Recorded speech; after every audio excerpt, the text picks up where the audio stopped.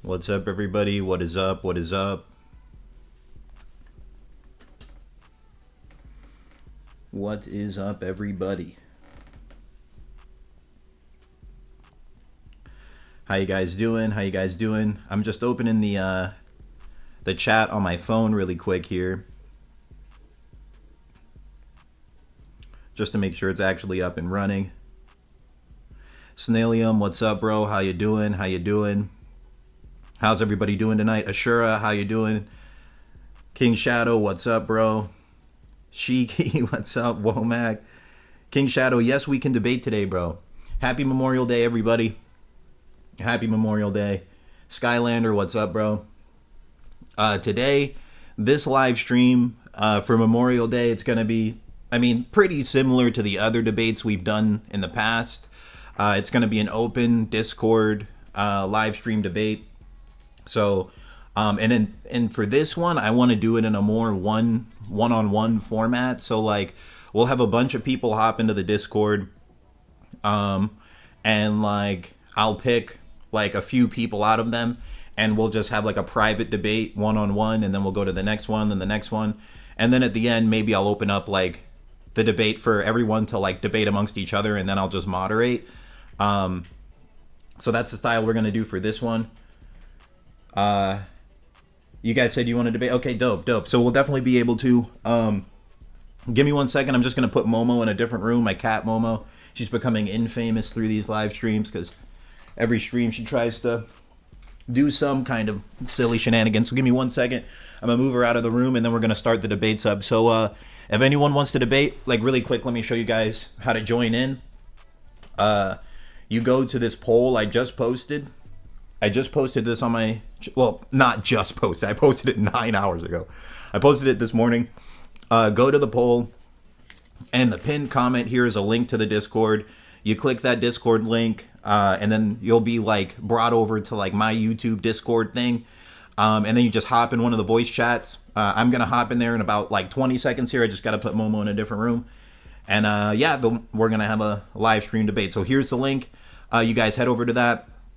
And if anyone wants to debate me, hop in there. The stance I'm taking is that the Zodiac would beat the Royal Guards. That's the stance I'm taking. So if you think that the Royal Guards would beat the Zodiac, hop on in this Discord and prepare your points because today you'll get a chance to debate me live, okay? So give me 1 second. Let me just put Momo in a different room, and then we'll get started, all right?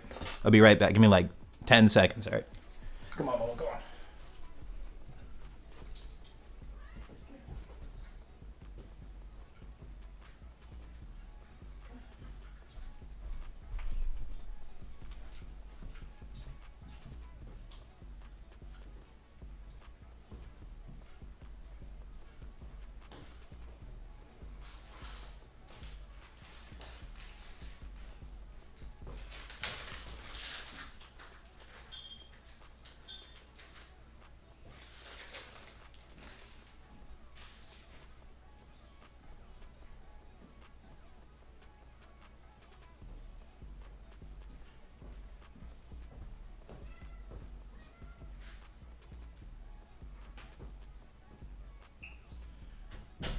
All right. Okay, I've returned. Okay, so let's get started with this chat.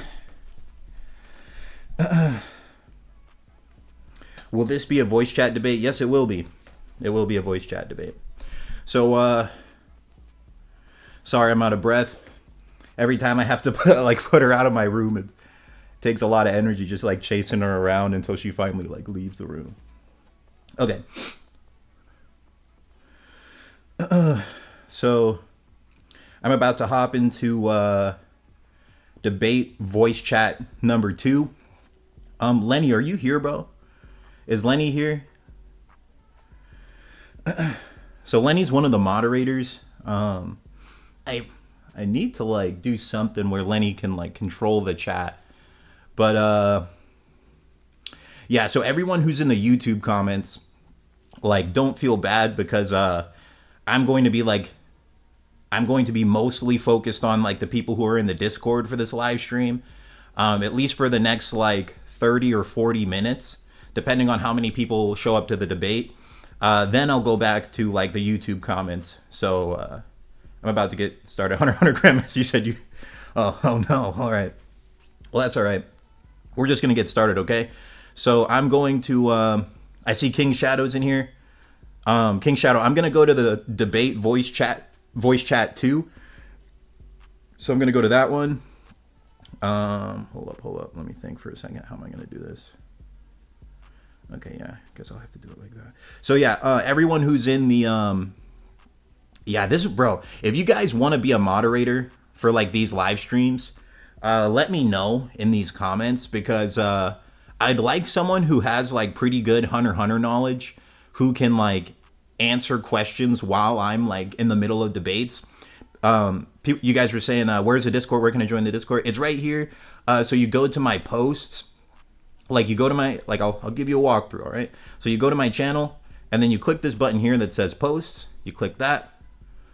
And then you scroll down to this top post right here. You click on the comments. And then the pinned comment right here is the Discord debate link. Okay, so you click on that. And then if you want to debate, you got to hop in one of these voice chats. I'm going to hop into the debate voice chat 2. I see 2 of you guys are in general 2. Go ahead and hop over to debate voice chat 2. King Shadow and Imagine. You guys hop over to debate voice chat 2. We'll start there. Because that's where I'm about to go, okay? So, let me see. Who's here? And Lenny's not here, bro? Yeah, guys, we need more moderators because I will not be looking at these YouTube comments during the debate. I don't know. Is there anyone else here who, like, knows Hunter deeply, like, answer these people's questions while I'm gone? Because I'm going to be in the middle of the debate for the next, like, 30, 40 minutes or so, okay? So, everyone who's in the comments... don't feel bad that I'm missing your comments. I will go back to them after the debate portion's done. So yeah, let's get the debate started, okay? So yeah, I see a bunch of people hopping into the wrong one. I'm hopping into debate voice chat 2 right now, okay? So I'm in debate voice chat 2. King Shadow, hop on over to this one, bro. I see you're in a different one. Is anyone hopping over? Okay, they're all like in the wrong one. Okay, I'll go to the one you guys are in. Hold up. Hey, can you guys hear me? King Shadow, can you hear me? Yeah, I can hear you. Okay, sick. All right, perfect. So yeah, the way we're gonna do the debates for today, we'll just do one at a time. Like we're gonna do like 1v1 debate for like 10 or 15 minutes or so, and then the next person can go, and then the next person like that. Okay, so. That way I can get like a one-on-one debate with like 3 or 4 people. And then after that, you guys can all like debate amongst each other and then I'll just moderate from there. Okay. Okay. Okay. So King Shadow, what stance do you take on the, Zodiac versus Royal Guards? All right. So I believe that the Zodiacs beat the Royal Guards, but to play devil advocate, I want to be on the Royal Guard side. And I know how I like to defend against that. Okay. Okay. Yeah, we can do that. So, yeah, go ahead and lay out your points. Like, how do you think that would go? Why do you think the Royal Guards would win? All right. Yeah. So first point is, Netero attacked Nerf Rapido. Didn't like all he did was just push her back, and this is only one hit. She didn't receive any damage, right? And we know at this point in time, Netero, he's like one of the strongest name users. Even being greater than Zeno. Not only that, but we also have the what was their extermination squad for the Chimera Ants? What were they called again? They were actually called the extermination team, but like people tend to like the term palace hunters better. But either one's fine. Okay, so the palace hunters, they didn't do a single they did no damage to Yuppie throughout the whole entire fight. That was like the main focus, and they didn't do anything damaging towards Yuppie. In matter of fact, Yuppie, being as dumb as he is, he outsmarted them, even though they had like a solid plan to defeat him. Right? And even without Nen, Yuppie is still a problem. So with that being said, it's hard to see people who are just like saying that they're stronger than Morel and Morel only, saying that they can take down. No, they're just saying that they're stronger than Morel. They're not saying that they can take down the Chimera Ant. They're saying that it's possible for them to fight alongside them. And sure, Netero, he believed that, hey, if they came, I wouldn't have to fight on my own. But then again, that's highballing it. We know that Netero has said that Ging is among the top 5 Ning users, but that's without including the Khmer Ants, without him knowing any knowledge of the Khmer Ants, but knowing about the Dark Continent, if you get what I'm saying. So, like, if I'm understanding you right, you're saying, like, that the Royal Guards, they're just going to just kind of stat diff them? Like, they'll just have too much aura, too much strength, too much speed, and the Zodiac just won't be able to compete with it? There's that, and then there's also the fact that the Hags is just too OP. I don't see any Royal Guard handling Poof, for example. Like, there's had to be, like, we don't know their Hasu, so we don't know if they have a counteraction to Poof. But Poof is just so OP and cracked. Like, even if you kill him, you can't actually kill him. Like, he's made out of multiple particles. You have Neferpito, who took Adult Gone arm, and I fail to see how anyone's stronger than Adult Gone from the Zodiacs. Even Ging, I doubt he even matches that. So it's really hard to beat the Royal Guards. I don't think it's just a low diff or easy sweep, to be honest. Like, even when I said that, hey, I believe that the Zodiacs win, that's by extreme high diff, because no one fought the Royal Guards head on, and even when they did, they lost. So those are good points. So, like, my counterpoints to that, like, first off, where should I start? Well, first off, one of the big things that I consider being, like, really solid evidence that the Zodiac would win is, like, just how well the Palace Hunters did, and they're all characters that scale, like, massively below the Zodiac, like, by a considerable amount. Because we have Morel saying things like Knuckle and Shoot wouldn't even be, like, useful on this mission. They'd be better off used as bait. And then we have statements from Shoot saying he's, like, way stronger than Gon is, and Gon and Killua are close in power. So it's like you had, and really it was supposed to be Morel and Nove working together, but Nove ended up, like, bailing out on the mission. And so, Morel was only at 35% of his peak condition. So you had this, like, really, like, hodgepodge, like, last minute slap together team, and they still killed one Royal Guard and then almost killed Yuppie. And the real thing, it's like, if Morel went into that mission at 100%, they probably were going to kill Yuppie. Like, the main reason Morel got into a bad situation was because he was exhausted at the start. He could only use, I think it was 86 clones instead of his normal 216.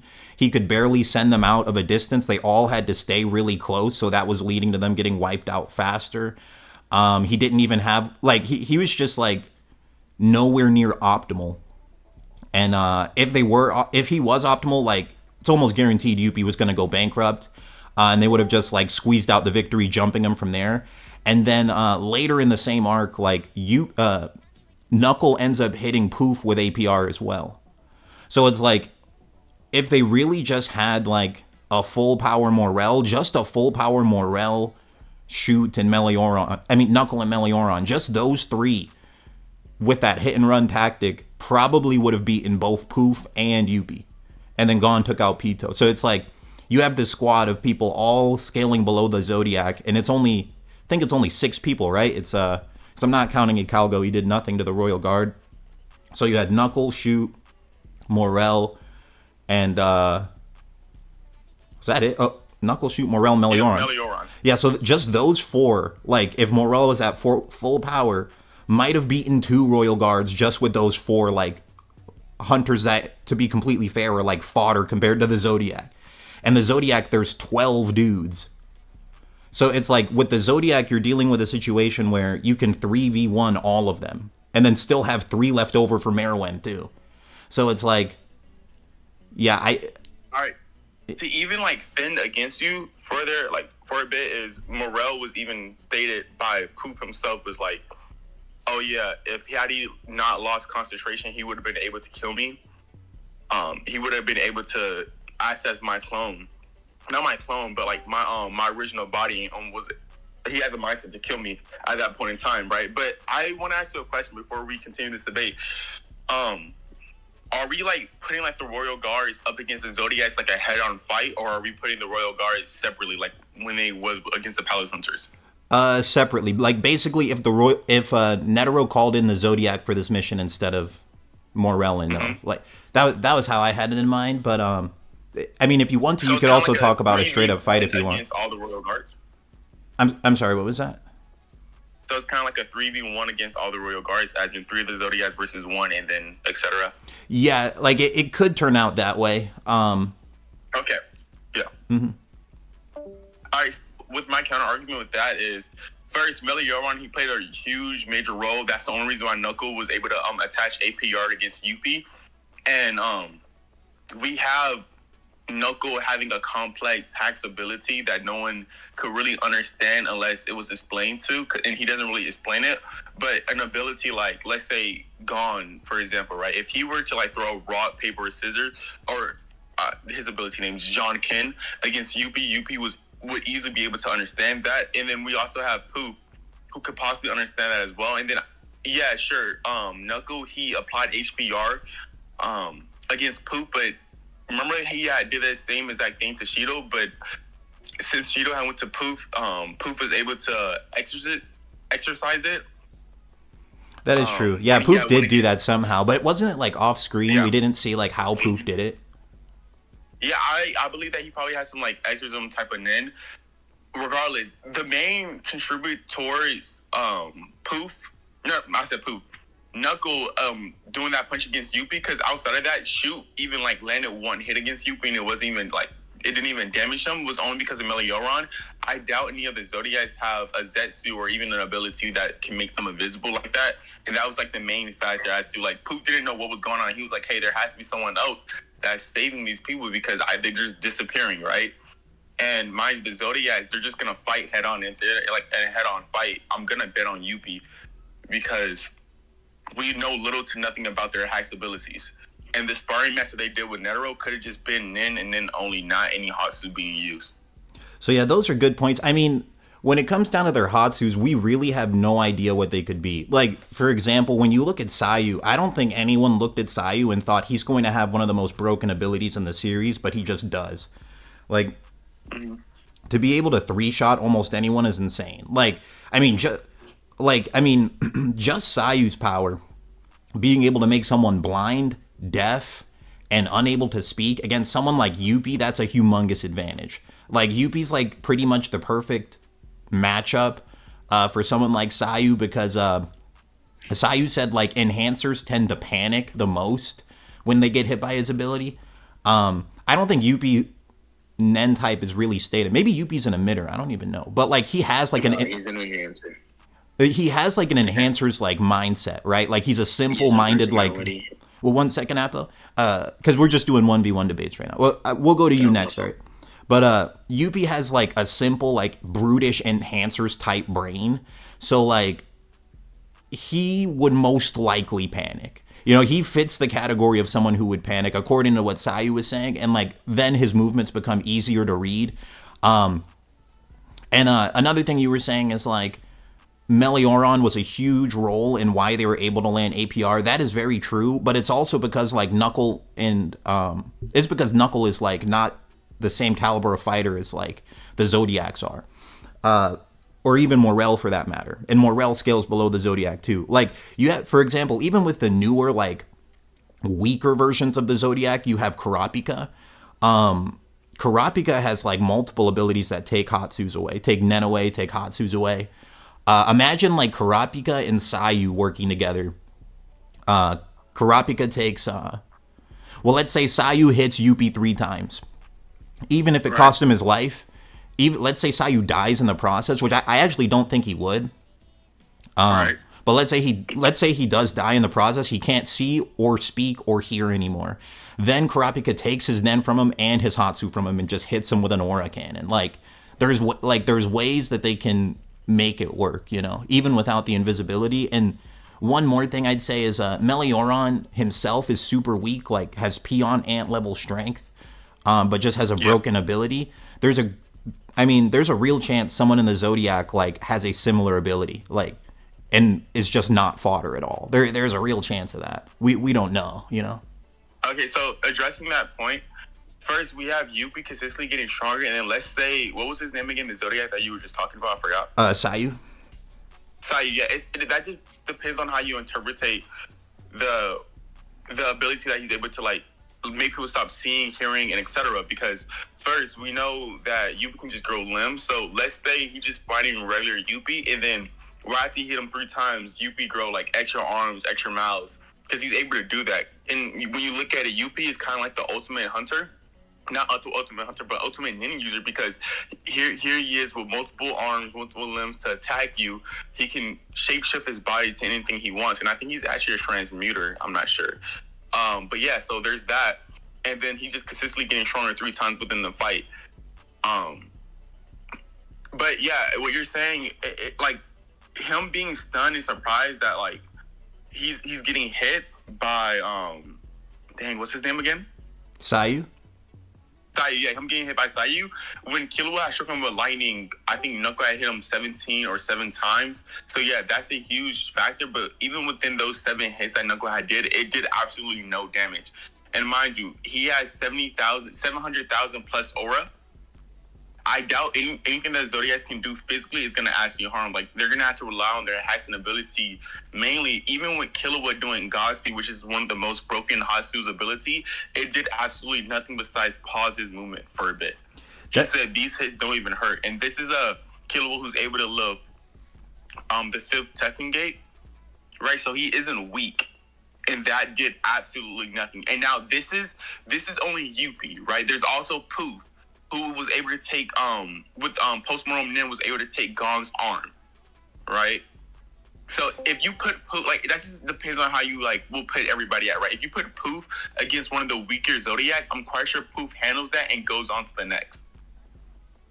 Yeah, those are all good points. I mean, I think like the big thing. Hold on, real quick. Can I just say this real quick, and then you can just say whatever? Go ahead. Even if you put like all the Zodiacs right against the Royal Guards, there's still weaker Zodiacs, right? There's still like some form of like let's say like the weakest Zodiac against a Royal Guard. I'm quite sure they're just smart enough to say like, hey, like we're just gonna take out this weaker Royal Guard over here, and then move on to the next. It's because it's easier to deal with one person than it is to deal with 3. And not all the Zodiacs are like extremely strong. Like we had one Zodiac that Hisoka had rated as 77. Mm-hmm. So yeah.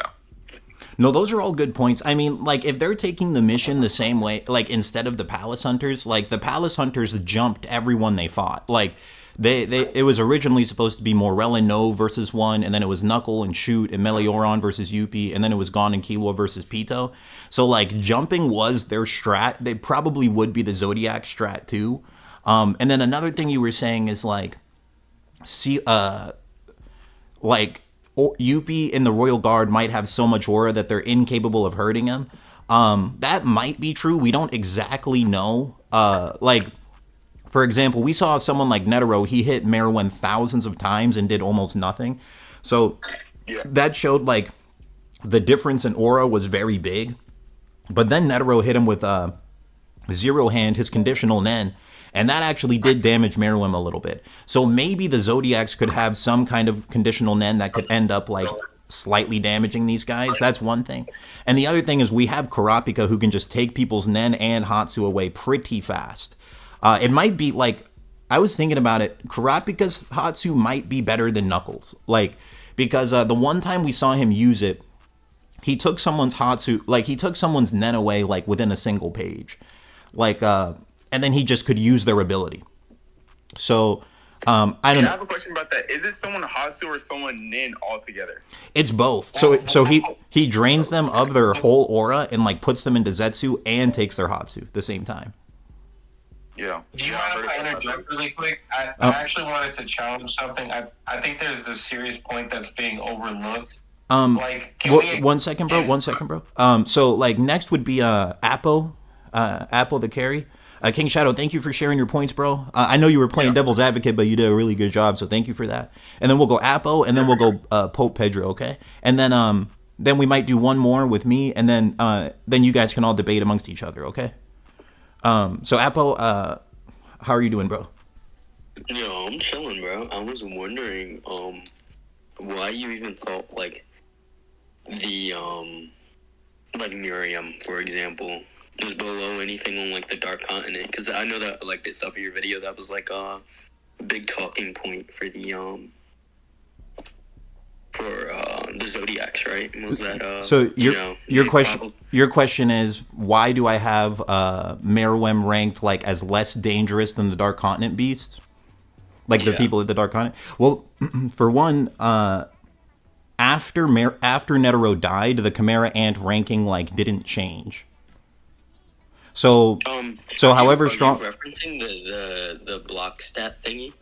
the danger rankings. So like, Yeah. So, do you think that ranking actually like references like the entirety of the ant, or like even Miriam or the Royal Guard? Because I don't even think that makes sense in context. well, what do you think it represents? I think it at most represents like a squadron without Nen, because in that same, What squadron without Ned? Yeah. Do you know that like same Wait, hold on. ranking? Let's hold on for a second there, because there's like multiple statements where they say like these are the Chimera Ants that killed Netero, and they have a ranking of B, or it might have been B plus. So you think that the Zodiac, all who sparred with Netero, they all think Netero died to some ants with no Nen? Is that what you're saying? Oh, are you referencing like with what like they said? I'm actually. I'm referencing No. I'm referencing the manga. Yes. Yeah, I don't think they actually like know how strong Miriam was, for example. So hold on a second. I have the panel here. Let me see here. Yeah. There's literally no way to say like, oh, they know Miriam's this strong or P2's that strong. Like, and here, I'll send this. Well, like I'll word it like this. So whatever it at the bare minimum, they think Netero was about rank B. Yeah, exactly my point of why it doesn't make sense that it could possibly reference at all the entirety of the Chimera Ants. Because we know that there's people stronger in the Chimera Ants than Netero. It just can't be.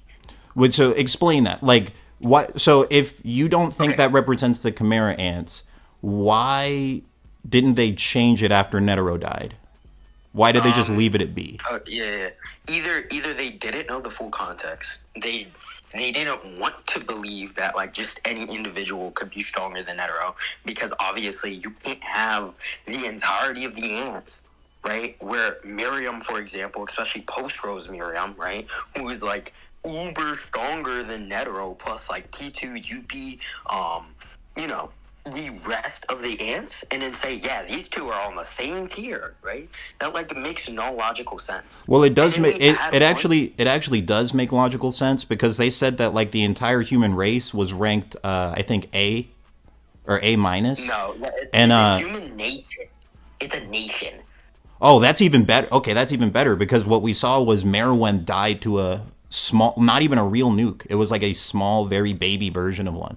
So like that tells you, in the grand scheme of things, the Chimera Ants, even Meruem, as strong and cool as he seems, isn't even that big of a deal compared to like a human nation, which that lines up pretty well.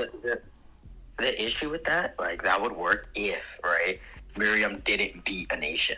He didn't. Which he does. He doesn't. Yeah, he dies to a cheap bomb, and so do all the Royal Guard. No, wait, that's not a cheap bomb. The bomb is actually so strong in the world that they don't even produce them anymore. It was literally stated to be cheap.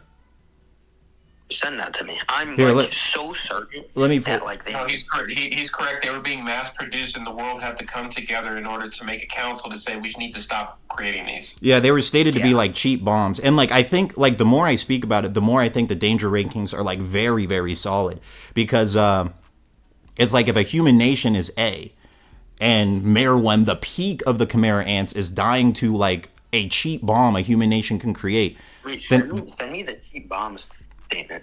That's gonna take me a second. I more want to see I want to see if I can find the chapter number that lists all the danger rankings for the first time, and we can like really look at that.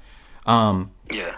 If anyone here knows like where the cheap bomb page is, or where the actual danger rankings are, let me know, because I'm just like scrolling through. I sent the danger ranking chart in general. Was that the Viz translation or Scanlation? Viz translation, I'm pretty sure. Oh, okay. You sent it on Discord? Yeah, I sent it in general. Okay, I can peep that in a second. trying to find one that I can pull up for the stream to look at too. Dude, it would be. I found it. I actually, so ever since Thousand Year Blood War Bleach did its thing with revamping the Bleach manga, I always take the anime as canon now, and I found the actual explanation from the narrator for the Rose Bomb. It's in the chat. It's in the chat. Yeah, I just can't like pull up the chat on the stream. Would you be able to like read it off what it says? It doesn't give me subtitles like that, but here, I can tell you why it's called. It's literally called the Poor Man's Rose, and here is a snapshot of one dialogue saying that it was a budget bomb. It's budget. So budget bomb. You see? Right? Yeah. Do you see that? Do you see that in the chat? I don't think that necessarily like references its strength, because we do still know that they had to like come together as a council and ban this thing. It could be more referential to the idea that like it's so easy to make this. Well, no, brother. Look at this. Look at the screenshot I posted. It says the bomb was both low budget and compact. Low budget meaning, this is the dollar menu bomb. No. Low budget references like the country's ability to be able to make it, right, in terms of money, right? And even then, right after it says boasted frightening destructive capabilities, right? I don't think that's a reference. But I mean, so does like a rocket launcher, like a pretty much any kind of like weapon of large destruction is frightening. But something else I could say is the blast radius, like Gon and Killua didn't even feel it. Like it was so like if that was a real like nuke, like that would have wiped out way more. That only would work, right? If like we knew for certain that they had real nukes in this world or something, right? We don't know, right? This could be the peak of what they had. And these guys are. What are you talking about? We don't know. These guys are like eating seeds that make Nin Beast. Yes, they can make a nuclear bomb. What are you talking about? Why do those correlate? What? Well, I mean, because Nin is something secret and barely anybody's supposed to know, whereas technological advancement relative to that, like with the Black World 1, is going super advanced. Like these people are like climbing trees that are the size of the Earth. Almost. I would say like another thing that would back it up is like we see in the Hunter x Hunter verse, they have smartphones, they have like cars and things that operate the same way our real world does. And like the actual canonical year of the story is like it takes place in the 90s, I think. Like it's supposed to take place like 1990 something. So okay, yeah, it could take place in 1990 something. That doesn't necessarily dictate that like in this universe, right? They have something like a nuclear bomb. Well, let's put that to the side real quick, because I did pull up the danger list that you wanted to see. So like we see here, there's actually a range for the Chimera ants here. There's a range. They list like they range in aggression, so it tells you that this isn't just one ant they're talking about. It's telling you like lowest to potentially highest. It says like their aggression can rank from C all the way up to A1 or A2. So some of them can like be super extremely aggressive. And then their number is B rank, while the human, and this actually you can see it how it compares to like humans too. I don't think A1 through A2 means anything, because it says as a total score for aggression being anywhere from B to C. So I don't know what A1 and A2 means. And nowhere else does it list. Yeah, I'm not exactly sure. Because there is like a weird math symbol in between the B and then the A1, A2. Like it doesn't look like an equal sign, I'm not exactly sure what that symbol means. But maybe if you want to just take the B to C as a summation, you could, I guess. But I think like when you look down at humans, maybe that symbol represents exception, because it says like a human nation is a B, and then it has that symbol A1. Like that could be the difference between like a poor nation and a rich one. Yeah, real quick, like still manning that for a second. Does it make sense, like logically speaking, right? If the Chimera ants are like this, they are talking about in totality that a human individual is only one tier below the entirety of the ants? No, because it says human nation. No, you know there's a human individual and human nation? There's two different ones. It's not on this chart. Like, it just... Oh, no, you're right. It does say human individual. My fault. I didn't even notice that. So, yeah, human individual right above human nation, right? So what would... human individual rank one tier below the entirety of the ants? So... Hold on a second. So, there's different ways you could read this chart, right? Like, which stat are you specifically talking about? Are you talking about the total score? Total score, yeah, total score. Okay, so like it seems like the total score is like the average of everything. It seems like it's an average of everything. So like the average of all humans compared to the average of all chimera ants being one rank below actually kind of makes sense. How? Because there's dudes like Netero, bro. Like there's people like Netero, and he might not even be a top 10 Nen user. Wait, real quick, I forgot to like Netero. Oh, what? 1 second. Is a crazy like claim. Wait, Apple, one second, bro. 1 second. King Shadow, what'd you say, bro? Yeah, I hate to interrupt because I know you want to do 1v1s, but there's also a statement saying that like I think 3 times in the series at least that the Phantom Troop is like an A-class threat or something like that. So you also have to take that into account when you're like doing your whole entire list with the Nin users. Yeah, they're listed as like A rank bounties. They're listed as A rank bounties. So they're just you get a ton of money if you get them.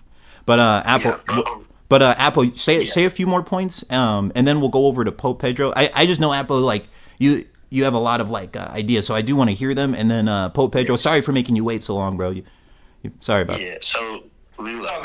So my only issue with that would be, right, if we take the average of the ants, right, and the average of the humans, like the entirety of the human race, because obviously it's not just talking about Nen, right, users, right, the average first, right, just talking about it, even without Nen, right, you take like insert random peon versus insert random human, the peon wins 9 out of 10 times, right, and then you look at like P2, right?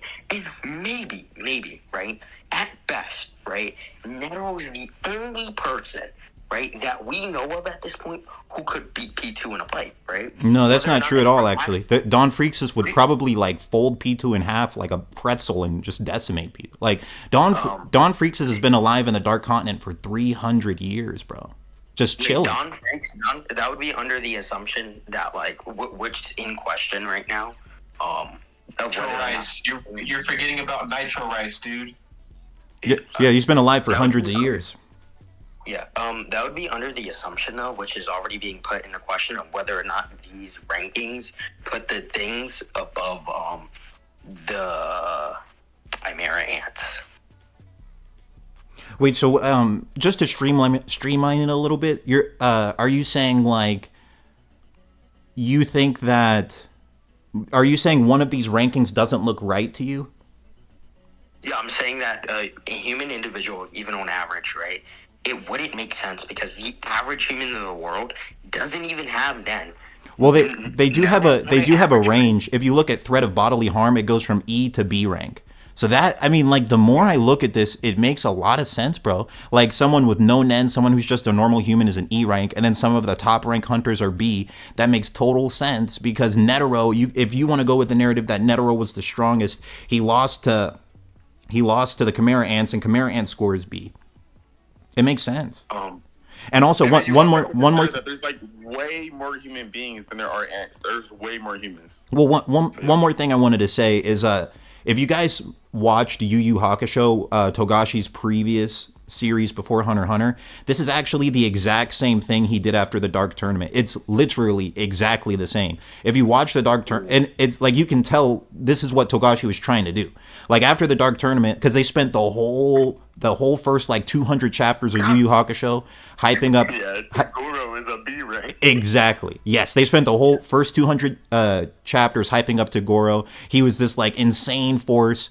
He was tanking like things stronger than the Dragon of the Darkness Flame. The Dragon of the Darkness Flame could wipe out all humanity, and Togoro's like many times stronger than that. And they fight a whole arc trying to beat him. They finally beat him, and then they pull everyone to the side. They're like, "All right, you guys know what? Togoro's just a B rank. There's A ranks, and it's like you could have hundreds of B ranks, they lose to an A rank. And then you have S rank, and you could have hundreds of S ranks, they lose to an A rank. It's obvious. Like, if you read both series, you can tell that's what Togashi was trying to do again. Thank you. Oh my gosh, you actually read my mind when you brought that up. I was actually going to bring that up in my little...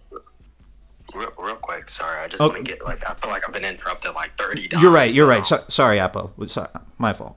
No, you're fine. The only reason I disagree with that is, unlike Yu Yu Hakusho, right? Not only has Hunter x Hunter been running longer from this point, right? But consistently, the people we've seen in Hunter x Hunter, even from like chapter 1 with Hisoka, right, are still relevant and even strong to this day, right? And not like fodder. Whereas like Yu Yu Hakusho, every arc kind of cliffs itself. Even looking at Tagoro, right? Where like, oh my god, I can't think of his name right now. Sensui? Like a D rank. Oh, yeah. Right? Go ahead. Mm-hmm. Yeah, like where he has a D rank, for example, and then Tagoro in the Dark Continent is like a B rank, right? Mm-hmm. And then by the next 2 chapters, we get all the way up to S rank, which is nothing like what Hunter x Hunter does at all. Well, I think that's what's going to happen next. I think, like, when they actually reach the Dark Continent, it really is a shame that we've had so many hiatuses, bro. Like, to put it into perspective, man, like, I got caught up to Hunter x Hunter, like, 10 years ago. And I remember when I got caught up, we had just finished the Hisoka versus Chrollo fight. That was 10 years ago. Like, that was, like, chapter 360. So in 10 years, we got, like, 50 chapters, bro. Which is a real shame. It's a real shame. But, I think if Hunter x Hunter like stayed steady and consistent, by now we would have seen like what the Dark Continent was really like. Because like they do, like if you guys remember, they have that one panel. Because like, okay, I'm kind of going all over the place. But like all the rankings we have, these are just from like the documented trips to the Dark Continent. Netero went on an undocumented trip and saw beasts that were gigantic. And like we don't know what their ranks are. Like they all, like let me see if I have that panel here. If not, I think I remember the chapter number. I think it's like 344 or 343 maybe. Just seeing if I have it here. Okay, I don't. I'm going to see if I can find it on Viz. But I think it was like 344. Oh, wait, am I on 3? Oh, yeah, I'm right here. This page, it might be a slight delay like in the live stream, but like this page, all of these beasts are undocumented. We don't know their ranks at all. All we know is like Prime Netero. Like, hold up. Yeah, it was Prime Netero, Prime Zoldyck, and then Lynette. We don't know who Lynette is. I think actually we see Lynette during the election arc, and she's like the oldest hunter alive. These 3 are looking at this and terrified. They're saying like this world is off the charts. And it's like, we don't know any of their ranks. Like, even some of these really small beasts are, like, many times larger than trees. And they just look like ants. And then we saw, like, how big world trees could get. Like, these guys could just be insane. Like, we're seeing beasts get carried off that might be Meruem level, bro. Like, so, like, for all we know, like, some of these, like, little beasts just getting snacked on could be, like, Meruem tier, bro.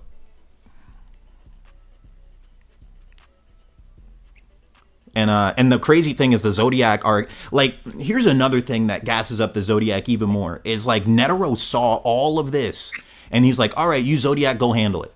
Go handle that and capture Beyond Netero at the same time. So, I don't know. The Zodiac, like, we haven't seen them fight, but like based on lore and statements, I think they're like some of the most hyped up characters in the whole series. But was there anything else you wanted to say, Apple? Not really. I just think it's definitely interesting.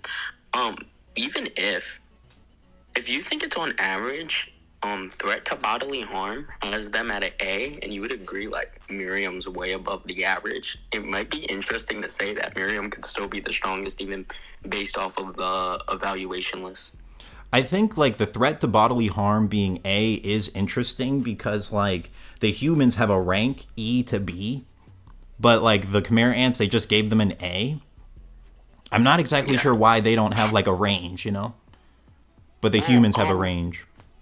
Yeah, I think that, like, for humans, it's probably because there's so many more humans and so many more distinctions in humans, even on the lower end, right? Like, even if you think about yourself versus, like, John Jones, right? Let alone if they're adding people with Nen, right? But, like, even yourself versus, like, I don't know, Tom Aspinall, right? There's, like, a huge difference between you and Tom Aspinall and what you could do to a person, right?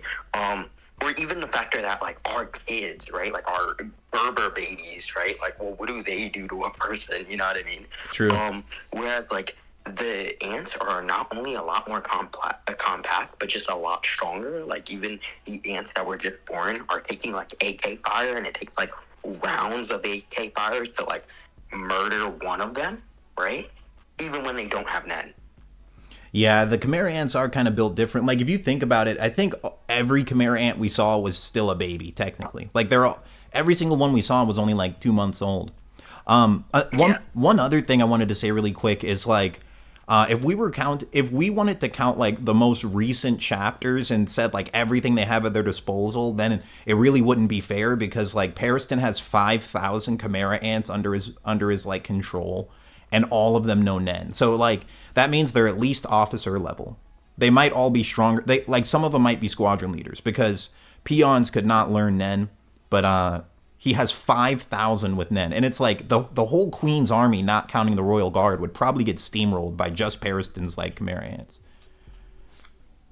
But Pope Pedro, sorry for making you wait so long, bro. Was there anything you wanted to say still? Yeah, so I am going to say something like off the rails. I think that the weakest Zodiac can, like, pretty much take on the Royal Guard, not in totality. I think these abilities are cracked, and my case study would be Nove. I think the only reason why Nove wasn't as good as he could have been is because of plot. If you put Melioron on the back of Nove, right? And Nove just decides to go behind Morum and activate his thing that decapitates people, that's a game over for the ants. They will not know what happened. He will just die straight up, flat out. I don't see how anybody can get around that argument unless they think that because Murum has some kind of high quality Nen that he can just stop the Hatu ability of Nove from taking off his head, if that were the case. I actually, like the Nove statement you made, I do agree with that, actually. Because there's also a line from Melioron where he says, like, he saw Gon's rock. Like, not an angry Gon, just the Gon who, like, sent the owl flying. And he's like, yeah, if we hit Meruem with that while he's off guard, we could deal... there's two translations of it. One of them said you could deal unprecedented damage to him. And another one was you could do fatal damage. So it's like, if like little kid Gon, not even angry with his rock, could like actually do something with rock to an completely off guard Meruem, then yeah, someone like Nove ripping his head off is a real possibility. So I do agree. I do think Togashi made Nove's Hatsu too strong, and it doesn't really have drawbacks. You know, like that's wait. Well, he didn't make. Here, 1 second, because that was just my case study to lay groundwork for what I'm about to say next. Mm-hmm. Togashi here made a perfect power system, as opposed to Dragon Ball Z, where if you just yell loud enough, you're going to beat your opponent. He made a system where there is, just because you have high Nen quality or quantity, while that may factor in, this is about quality. This is about strategy. So the more creative ability you have, that determines your strength. The Zodiacs on here, name one Zodiac who just has an ability that we've known so far that's just something like from Dragon Ball Z. It's just an energy blast. They're all complicated. They all do something that's like out of this world, right? That's true, yeah. Yeah. Okay, so I this like a chick really with the bunny. argument against that. So afterwards, if you want to hear it, then let me know. Yeah, after Pope Pedro. Yeah. What were you saying? If I'm echoing, let me know. Oh no, you're good. All I'm saying is this. I'll let you respond after this. I think the chick with the bunny ears, right, who you place as the weakest Zodiac, is going to have some cracked ability that could take on and this will be cracked, Pito, the strongest royal guard. I just know it because this chick was supposed to be sparring with Netero. Yeah, they could have she could have something cracked. And another thing we saw is Mesostome. To me, I have Mesostome as the second weakest just because Kurapika was willing to square up with him. And Kurapika, like, he's a very smart guy. He doesn't, I don't know. Let me know what you guys think about this. I don't think Kurapika's going to square up with someone who is likely to kill him. I don't think he would. And, like, Kurapika, like, was willing to fight him. Unless it's a Phantom Troop member, like, Kurapika will throw his life away to fight them.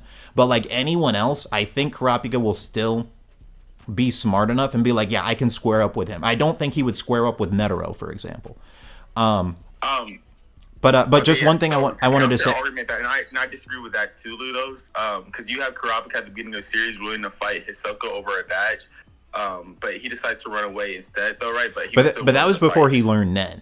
But because before you know Nen, your like view of the world is skewed. Like Killua, even with the Nen needle, thought he could kill Netero, bro. Like before he learned Nen.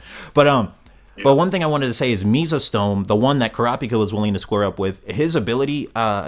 They explained it in the manga. Like he has 3 different cards. One of them stops you entirely, and I forget what the other 2 do. But I don't know what the limit is on that. Like, could he just perma-freeze the Royal Guard while everyone just jumps them? Like. I was gonna say that too at one point, yeah. But I didn't want to be on your side with the debate. We see that a little bit with the Hei Lee family, right? Because we have that one individual who was just able to get the Phantom Troop out of the room right away with his Nen ability, even though he's theoretically just got Nen and can't be that well trained in it. Yeah, there's some really like creative powers in the story. But Pope Pedro, was there anything you wanted to say before we hand it back to King Shadow? Oh, well, I kind of wanted to hear, does anybody, like, I didn't hear anything that somebody's resisting my statement of the weakest Zodiac being able to take on Pito, the strongest royal guard. If everybody agrees. Oh, you do disagree. Okay. Yeah, so like, here's my claim against that. So, essentially what it is we have Netero and we have Zeno. The moment they see Meruem, right, they just freak out because this is an enraged Meruem. And then we have Melioran. As soon as he sees Yuppie and he starts freaking out, his ability is practically useless. So with that being said, if you have Melioran and my strong argument against that is that just even seeing Meruem, because we know that the Royal Guards are able to stand next to Meruem only because they're like strong Nin users, and they're okay. They're supposed to protect him. They're okay with being around him. But we even have Peon Ants. As soon as they see him, they just start freaking out. I believe and then we have Melioran freaking out against Yuppie, not Meruem. We know Meruem is like stronger than all the Royal Guards, maybe even all of them combined. But we have Meruem freaking out Netero and Zeno at the same time. They're not even able to move, and then Meruem just speedless them. As soon as Melioran ability runs out due to him freaking out, Nove and Melioran, they're just so screwed, and it's not even a discussion at all. Like if they have one moment of hesitation, Meruem, he's gonna pick up off of that. The fact that he was able to take off Netero arm and leg due to like a slight hint of hesitation and Netero attack, which is practically perfect, his Hasu, just goes to show you that he's gonna pick up off of that instantly if Melioran even like breathes for a slight bit, because we know that Melioran, he can't breathe in order to use his technique to be like extremely effective, and they'll have to move within like extreme speed, and I doubt Melioran has that extreme speed to like move like that in order to for Nog to pull off his technique. Oh, all right. I know how to handle this exactly. Lilo, are you still there? Yeah, I'm still here, and oh, sorry. Were you talking to me? Huh? Oh, were you? Yes, I was. Oh, really quick, Lilo, if you could please. Here, King, I'll let you finish. Lilo, please pull up the moment where all the Zodiacs are in the room making the plan for going to the Dark Continent. I'm going to counter King Shadow with this. Okay, I'll pull it up. Okay, yeah, real quick. This is the last quick point. We have Killua with like a lightning fast attack that was able to attack Yuppie while Yuppie knowing what's going on, due to Killua not being afraid of Yuppie through already being through his president. And second, it's just his ability was covered, and he had used that ability to save No, but like, even that was like a killing type of ability. It was just like a strong, quick, fast ability. No doesn't have a quick, fast ability like that. Like it takes way longer for no to activate the ability versus Killua. But yeah, that's it. All right, so bro, if you're looking at the screen, right, you were giving homage to the reactions of everybody to Meryl, right? All these people in this room right here, who are the Zodiacs, and they're all present except for Ging, know what happened to Netero, know who Netero is, and have fought Netero, and know that Netero got bodied by Meryl. And they're being briefed in this same conference room. They're being briefed that though the monsters on the Dark Continent, they would probably curb stomp Meryl, and none of them cared. They're chilling. My favorite one, Sayu, his arms are back behind his head. He does not care. No one cares in this room. So all the reactions you just said to Miriam's presence and all this, they don't care. They're all ready to throw hands. There's only 3 people who are actually responsible for defending the actual Well One, and he just says, it was the Tiger dude, I remember it starkly, he says, yeah, anything that comes towards the ship, I'm just going to smash it to next Tuesday. This is not a problem. None of these people care about what happened during the invasion of the Ant Palace, because it was also previously stated that if they showed up, if they rolled up, like maybe even half the crew rolled up, Nero wouldn't have even fought. They would have just bodied everybody themselves. So all the reaction stuff is just plot. That does not matter. These guys in this here know what's happening.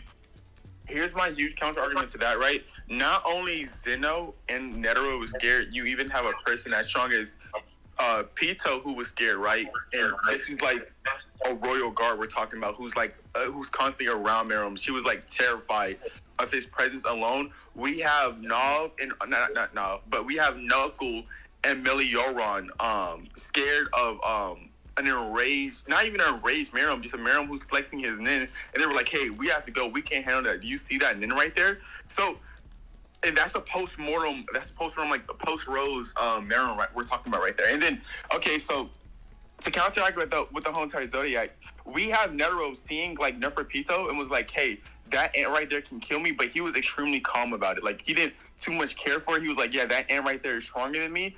And then we have him flexing his nin against a Chimera ant, and the Chimera ant is like, hey, you're probably not going to make it past the Royal Guards. And then Netero just calm and casual about it. Yeah, it's within nature for them not to freak out, but within battle, like, okay, you have them not freaking out, but then you have the dog Zodiac freaking out when Pariston is like controlling the whole entire situation. You have her like showing emotion, at least, right? When Pariston makes all the Zodiacs mad besides Ging, they're like showing emotion and they're like all mad and whatnot. They're not as calm and casual. But you see, if you get what I'm saying, I'm basically implying there as like, just because they're calm and casual doesn't mean that they're stronger. We have Killua seeing the Phantom Troop for the first time, and he's like, hey, imagine those two being like Hisokas, and he's like calm and casual about it. But then he like mentions that, hey, like these troop members, they're like way stronger than us, and we'll just die if we try to fight them head on. If you get what I'm saying. Yo, so guys, but why is and guys, real quick, Pope Pedro, after you share your point, let's let Complex go next, because he told me he's been waiting for a little bit. So after this next point, Pope Pedro, let's let Complex go. And Ashura, did you want to say something too, bro? Was it sure? And also, Lilos, can you give me your point of view on this too afterwards, after he finished saying his point? Sure. Mm-hmm. Yo, so right. Can I say my point? Is this Complex, or is it? Or wait, who is that? Was that Zoldyck? Yeah, it's me. Okay, Zoldyck. Yeah, you can go. Complex, are you cool with waiting after Zoldyck? Yeah, it's all right. I got it. All right, sorry about that, bro. Sorry. Like, No, it's fine. Okay, yeah, Zoldyck, you go, and then Complex can go, because Complex has been waiting for a while. But I think you have been too, Zoldyck. So. Yeah, I mean, just to counter his arguments, the whole thing about putting fear into other characters, I think that the whole point is redundant and useless to say, because even back in Part 2, Mr. Wing, like if you remember, Mr. Wing was teaching Gon and Killua about Nen. All right, he tells them that they can put malice into their aura, right? so they can like pretty much fear hacks their opponents. Let's say, and like even when Nov was in the palace and he felt Poof presence, he was like shitting his pants. All right, but like Killua was able to vaporize, let's say, a clone of Poof.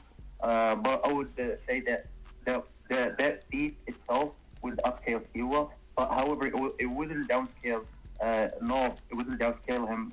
It wouldn't downscale Nov like under Killua's tier. All right. So I would say that the whole like making characters fear you or like making your presence like infusing your presence with malice.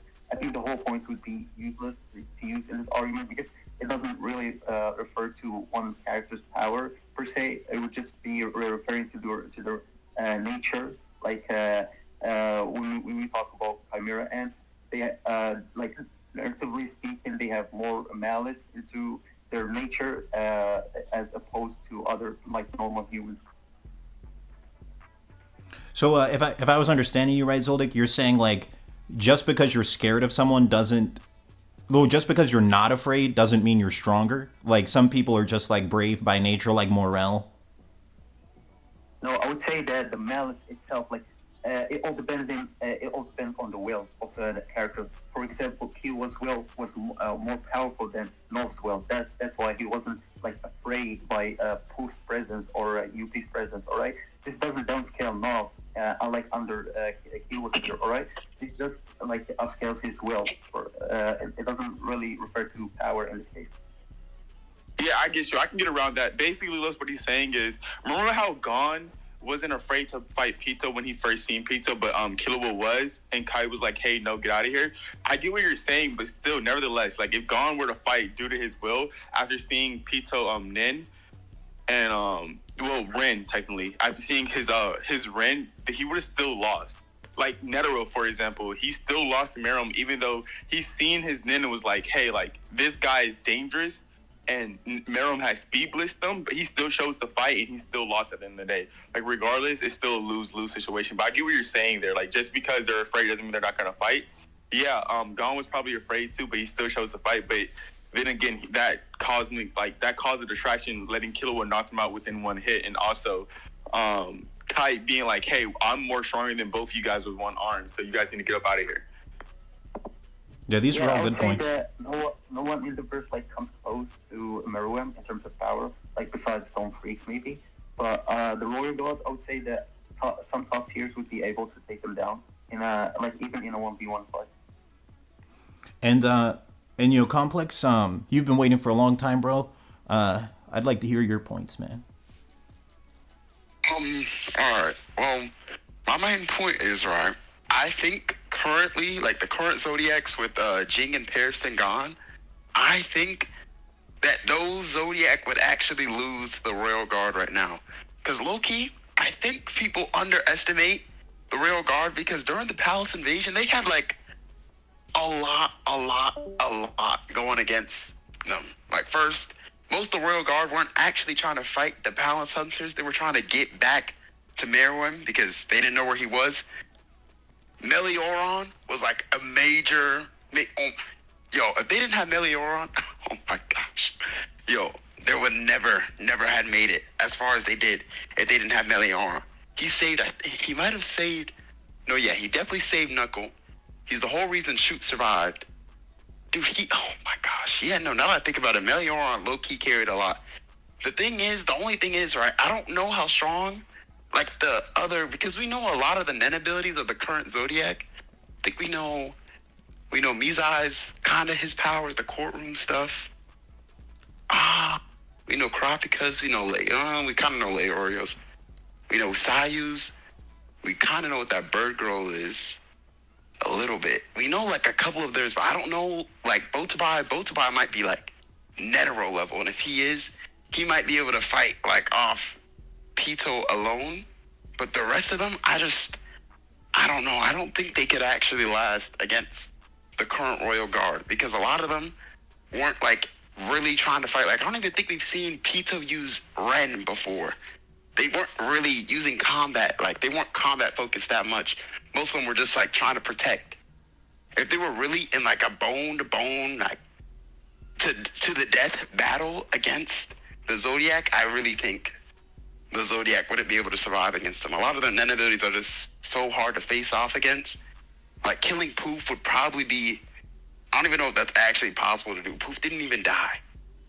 Actually, no, he did die. He died to the radiation, but, like, to really kill someone like Poof or something, it would just be so hard to do. I don't know if any of them have that kind of a power to beat them. That's really just it. One thing I will say about Poof really quick is his clones are hacks, but like his normal body is just a normal body. Like we saw he took damage when Meruem struck him. But his clones like just instantly regen. Oh, that is true. I forgot about that. Yeah, so it's like his clones are the things that are super hacks, but like his normal body is just like an actual physical body. Yeah, I feel like it would just be very, very, like, extremely difficult for them to win. And if they could, like, pull out a win... Oh, wait, what was that? Oh? I think you're good. I'm not sure what that was. All right. Like, if they were, like, really trying... Like, if they had a plan coming in, I think they could do it with, like, a good plan. If they knew his abilities, especially considering Kurapika with Steel Chain. But if any of them, like especially, like, Pito was using N... and notice something like Steel Chain, they wouldn't like ever allow something like that to hit them. Especially since he has to hit it and take the ability, it would be pretty difficult to do that. And like Judgment Chain, maybe he could hit that on them. That could do something. Especially if he tells them like they can't use Nem like he did with Crollo, that would definitely do something. But if they ever like realize, like, let's say Yuppie, obviously being the dumbest one, gets hit by that, if Pito targets Kurapika, he's freaking dead. Like there's no way he's surviving that. Especially, like, I don't know. I mean, I think Kurapika could take at least one hit, maybe. Unless it's, like, unless Pito just chops his head off, I think Pito could just one-shot Kurapika like that. But I think Kurapika might survive, like, one hit. Because he did tank Big Bang Impact. But, honestly, no. Oh, that is true. And that was before his 2 years of training, like, of killing all the... Like, just going around, just killing. I'm not gonna lie. Yeah, I mean... Before the Succession War. Like, when I really think about it, I don't know. Like, I said that, but as I said it, I started doubting it, because I don't know if he really could block even a single attack from them. Those, like, the Royal Guard stats are really crazy.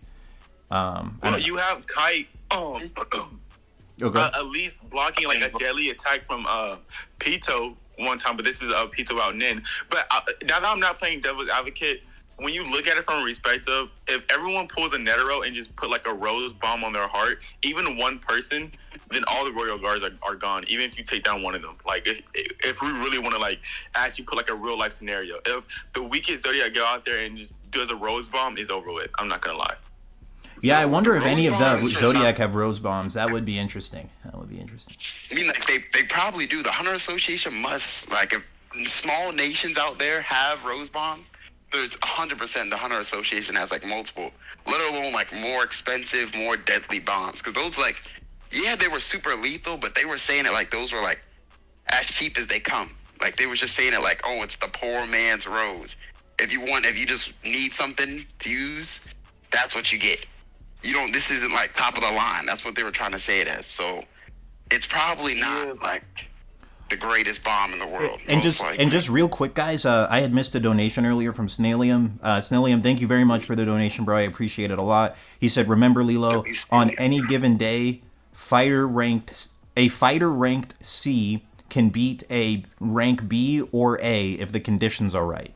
So yeah, he's basing that off of the chart Bisky showed. I don't know if I have that chart in the slides. But that is true, but I don't know if those would directly correlate to the danger rankings. I think the danger rankings might be bigger gaps than like the chart Bisky showed. About those danger rankings, the thing is, right, I think most of those like creatures that were ranked on there, like the Hellbell and all that, were just the calamities that humanity has brought back. Right. And not like the actual creatures like on the mainland of the Dark Continent. A lot of those things, like... interject? Yeah. The thing about that chart is, like, you see some of those parts are missing. They're basing it only on the information they got. Also, that chart isn't really for power scaling. it takes into account the population size and all that shit, and depending if they're more aggressive. It doesn't really work that well because, well, let's look at it like this. The Hellbell, they don't even know how many of them they are. They only base it on their lethality. If they based it on the lethality for the Chimerans, they would be at the same level. So it's not very consistent. I personally wouldn't use it. That's pretty fair. The only thing I look at is low-key just, the lethality of it. Because if you look at, like, aggression, that doesn't really, like, matter. Like, what are they called? The brayon things that just go on, like, your head or whatever. Those things aren't that aggressive, but would probably kill, like, maybe even, like, all hunters in, like, actual combat. Because what are you going to do to it? So I want to interject this. Even like, because you have humanity being C, even if there was like a hunter or a human being A or S, it wouldn't change the fact that humanity would still be C. As in, look at the Phantom Troop, for example, and this is what I brought up earlier. Like, we have Krollo probably being, let's just say he's let's highball him and say he's just a S-rank hunter. The Phantom Troop as together would still be A because there's some like extremely weak hunters. We have Adult Gone, and if Adult Gone wasn't a condition, Adult Gone, as in Adult Gone can just be himself, as in permanently, we have Adult Gone wiping the whole entire Royal Guards and probably even Miriam himself, right? And that's just one human being. And then there's also Don Freeze, who I'm quite sure they didn't take into consideration, but there's probably some S-rank human beings I would like to add to that, right? The thing is, they said that Ging Freaks, like himself, it was a couple years like back, he became like a top 5 Nen user. Who are the top 5? Like, does this factor in that top 5? Because if Netero wasn't number 1 way back then and Ging was in the top 5, there's a couple Nen users there, like maybe they are the Zodiac, like both to buy. But there's just Nen users that we... Imagine the number 1 Nen user was the one who trained Ging, right? Like, imagine there being like a Sun Jin Woo in the Hunter x Hunter universe. Like, there's just like that one hunter. Like, probably not even above Don Freeze, right? But just like a hunter in like that world that could just solo every arc that we've seen so far. Yeah. Like, just like a major outlier that obviously in the human individual, like, they wouldn't, like, on average, like, the average human's probably like a D. But just because of that one outlier, it like raises up to a C. And guys, just one quick thing. Phantom Weight Edits left a donation. Thank you very much, Phantom Weight. He just said W stream, and he has a Yusuke. He has a Yusuke profile picture, so you know he's a cool dude simply for that alone. So, yeah. So, sorry, didn't mean to interrupt. I just didn't want to let that one get away. So you guys go back to it. Sorry about that. Oh no, it's all good. It's all good. Don't worry. Yo, Complex. Yeah. Like, I low-key kinda agree that like there's probably some high rank hunters out there, but I genuinely don't think any human being is above Netero. Mainly because Gone above Netero with conditions. Yeah, Gone is different. Adult Gone, that guy's different, but the main reason why even if you don't look at Gone right, you look at like a hunter like Karapika. If she didn't, like, let's say the Royal Guards were Phantom Troop members, right? Like, just imagine our heads. Yeah. They wouldn't be able to break out Change, though. If they were they wouldn't get hit by it. That's true.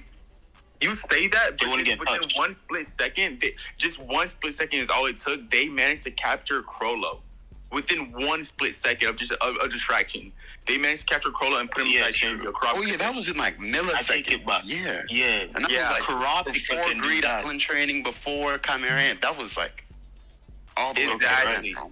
Well, and if we look at the roster of Zodiacs, we've got Mizai-Stone, one of the few guys we know the ability of, and he can restrain people verbally. Where the Royal Guards are just distracted. There's countless times. We have UP being caught off guard by Melioran technique like 3 times in the series. We have Nerfre Pito being caught off guard when Miriam is so mad. There's multiple times where he just catch them off guard and put change on them. Like, assuming if Karapika didn't have the condition of just only relying on just only being the Phantom Troop members. If he made a condition saying, hey, anybody with who I deem with malice intention and like evil enough to put these changes on, it'll work completely. Like if he made a condition similar to that or akin to that, or work, then they would just, That condition wouldn't work. It wouldn't be strong enough to make that condition possible. That with Nen? That's too vast. That's too vast. Also, the reason why I say there's no character stronger than Netero is because in Netero's own mind, he said, I quote, "When did I get so used to shaking hands after I beat people?" Bro got so used to beating people, he doesn't remember last time he ever had to try at all. Like, the thing is, right, I think, like, personally, like, there's a genuine argument that, like, Ging, I'm not gonna lie, I think Ging could genuinely be, like, the strongest hunter just on the verse. And then, in the verse, because the thing is, right, someone like Ging, he wouldn't actually factor in to the Netero sparring because he wouldn't even be there, bro. Like, he would be like, I'm gonna say something crazy, and I know it's crazy because everyone's gonna disagree with me.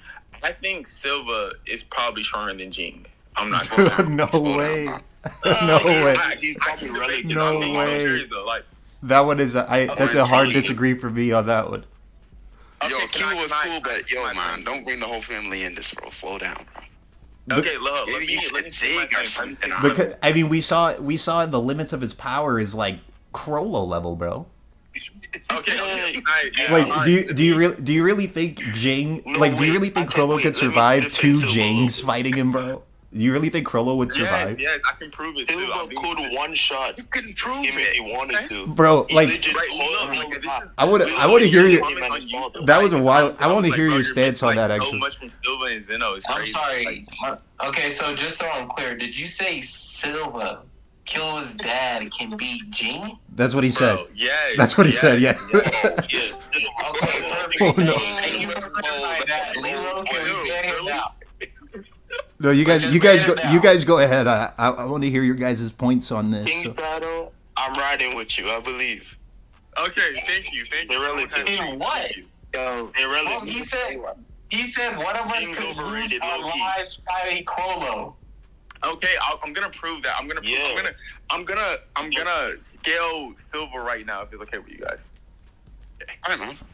Okay, so to get this out the way real quick, to analyze the fight versus Crollo, Zeno, and Silva, we have Crollo and Zeno just being extremely cautious, and we know that they're cautious people, but Silva and Zeno, they just believe that they can take on the Phantom Troop by themselves.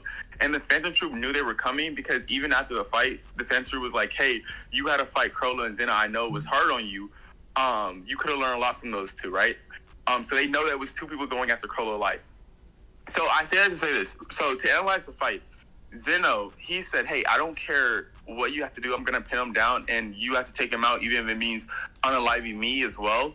Does mean that Silva has an attack that can just unalive both of them. And you're probably like, okay, well, he just didn't do it. Now, I want you to go to Greed Island, and I want you to watch Razor attack when he takes down that ship, which is, Razor's like a powerful ninja user. We know this. He's probably like on Hisoka's scale. Even if you want to say he's weaker than Hisoka, he's like on that tier.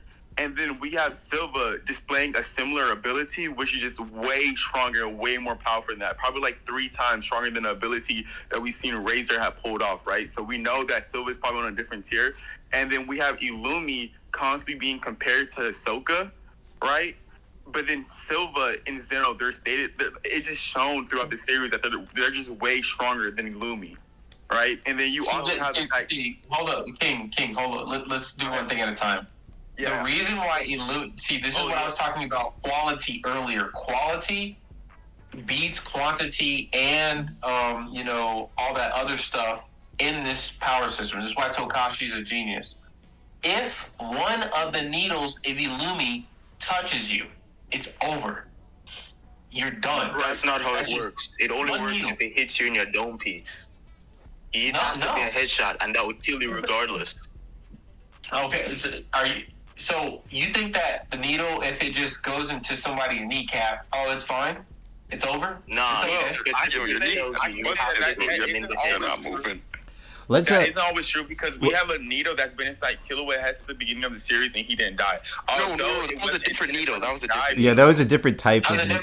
But one second, guys. Let's just streamline it a bit. Like, I want to give my points on give my points on Ging versus Silva, okay? Because am I honest? Yeah, I've been wanting to debate you with this. Yeah. Am I? I want to 1v1. Okay, just really quick, because like I want to let you guys get back to debating, but my honest stance on it, man, I think Ging at most mid diffs Silva, because just for a bunch of reasons. Like the biggest reason is because we saw Crollo 2v1 Silva and Zeno together.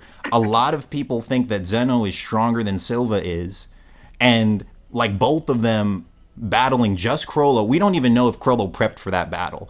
Like Crollo is a prep time merchant. He might have went in there no prep time, still held his own against both of those guys, and he wasn't even trying to kill them, bro. He was trying to steal their abilities.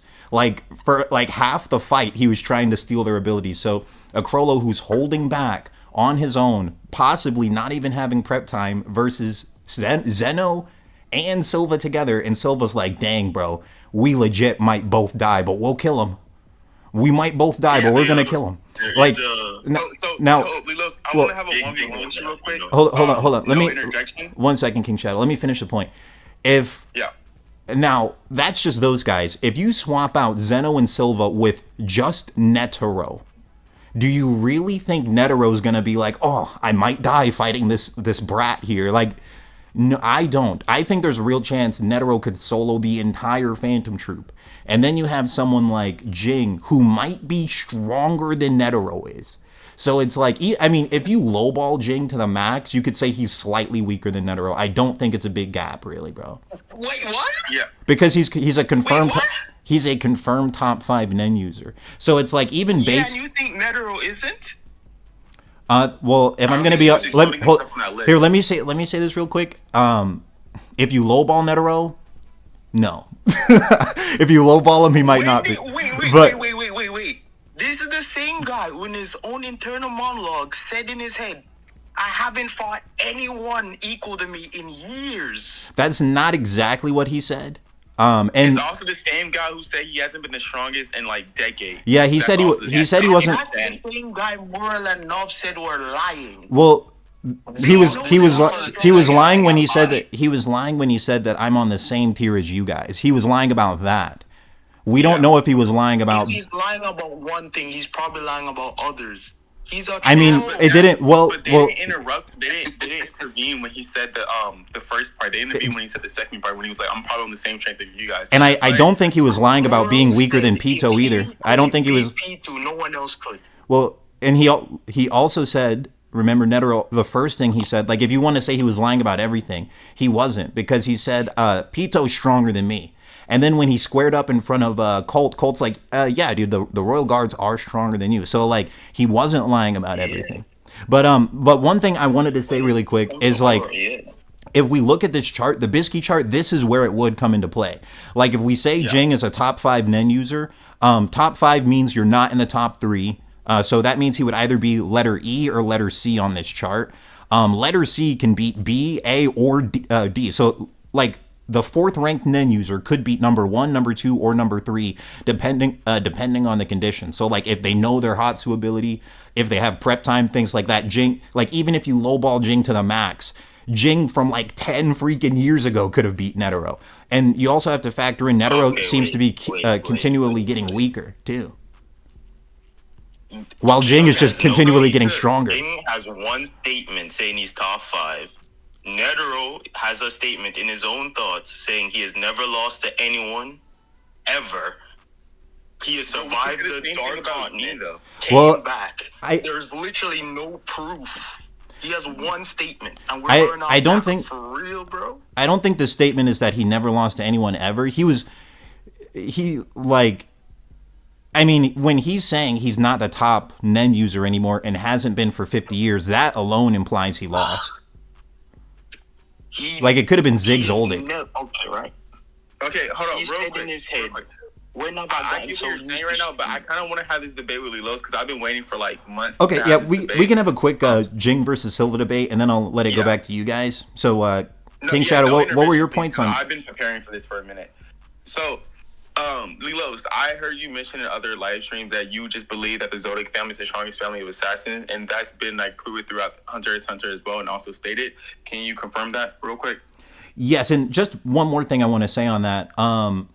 we know that the Zoldicks are world famous, right? Like, people know them. Yeah. And we saw a scene where Bisky asks Gon, like, talks to Gon when she first meets him. She finds out who Gon's dad is, and says, oh yeah, he's famous. He's a top 5 Nen user. She doesn't say anything like that about Killua's dad. That would have been the perfect opportunity to be like, oh, and you're a Zoldyck? Yeah, he's a top 10 Nen user.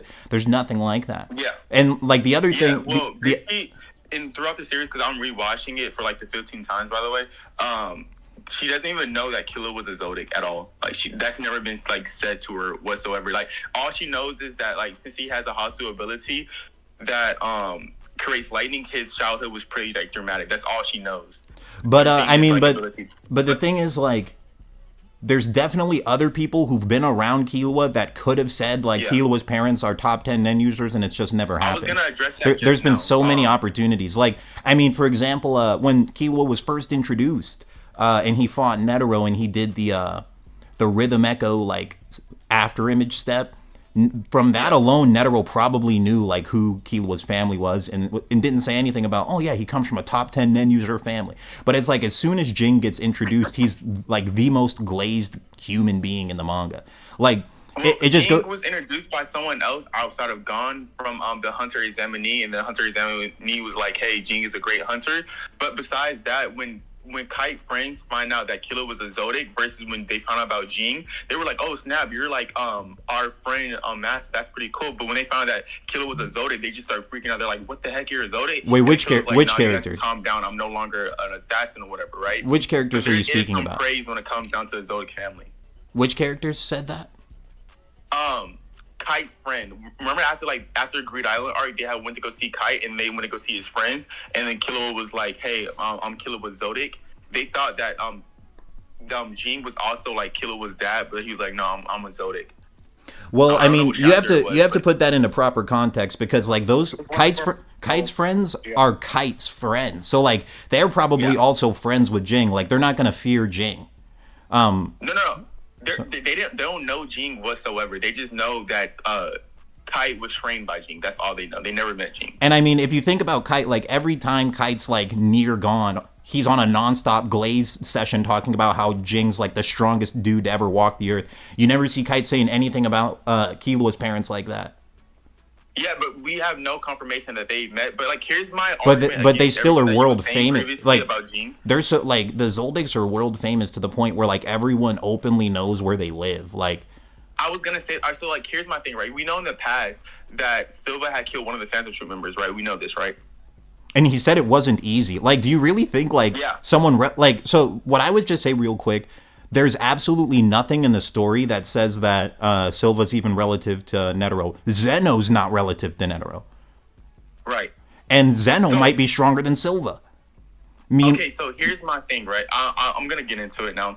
So we know that Silva's the head of the family, and he's at least been the head of the family for at least 12 years. And the Zodiac families are the strongest family of assassins. It's been stated multiple times, and there's plenty of assassins in the Hunter x Hunter universe. We also know that he killed one of the Phantom Troop members, and Killua said himself that my dad doesn't complain much, but he said killing a Phantom Troop member wasn't easy. That's like the highest praise he ever gave a single target. And we also know that he fought Crollo alone in the past and came back unscathed. Since you stated this already multiple times yourself, you was like, everyone knows where the Zodiac family stay at, and the Zodiac family, they're like a wide family of assassins. Like, everyone should know who the Zodiac family is. The Phantom Troop, they just lost a member and they didn't do anything about it. They didn't they didn't bring Silva out on a mission to go hunt him down. They didn't go to they didn't go to the Zodiac family to go hunt him down. They just let it go. Mind you, when Uvo had died, they did a rampage on York New City. When Hisoka had killed 2 shrimp members, they're like trying to go kill him. But like when Silva had did it, they just completely let that go. But they even hired Zodiac family members to be part of the Phantom Troop. But the Phantom Troop are fodder compared to people like Netero. They're like actual children compared to him. What I'm saying here is, right, we have Ahsoka, who was probably like number 3rd or the 2nd strongest Phantom Troop member that they're going after.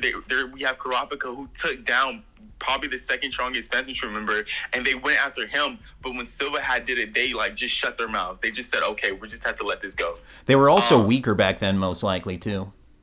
All right, so I can because get around. I mean, they actually like confirmed. they were confirmed weaker because Silva said like, oh, he's gotten stronger since last time. Yeah, I was just gonna say that.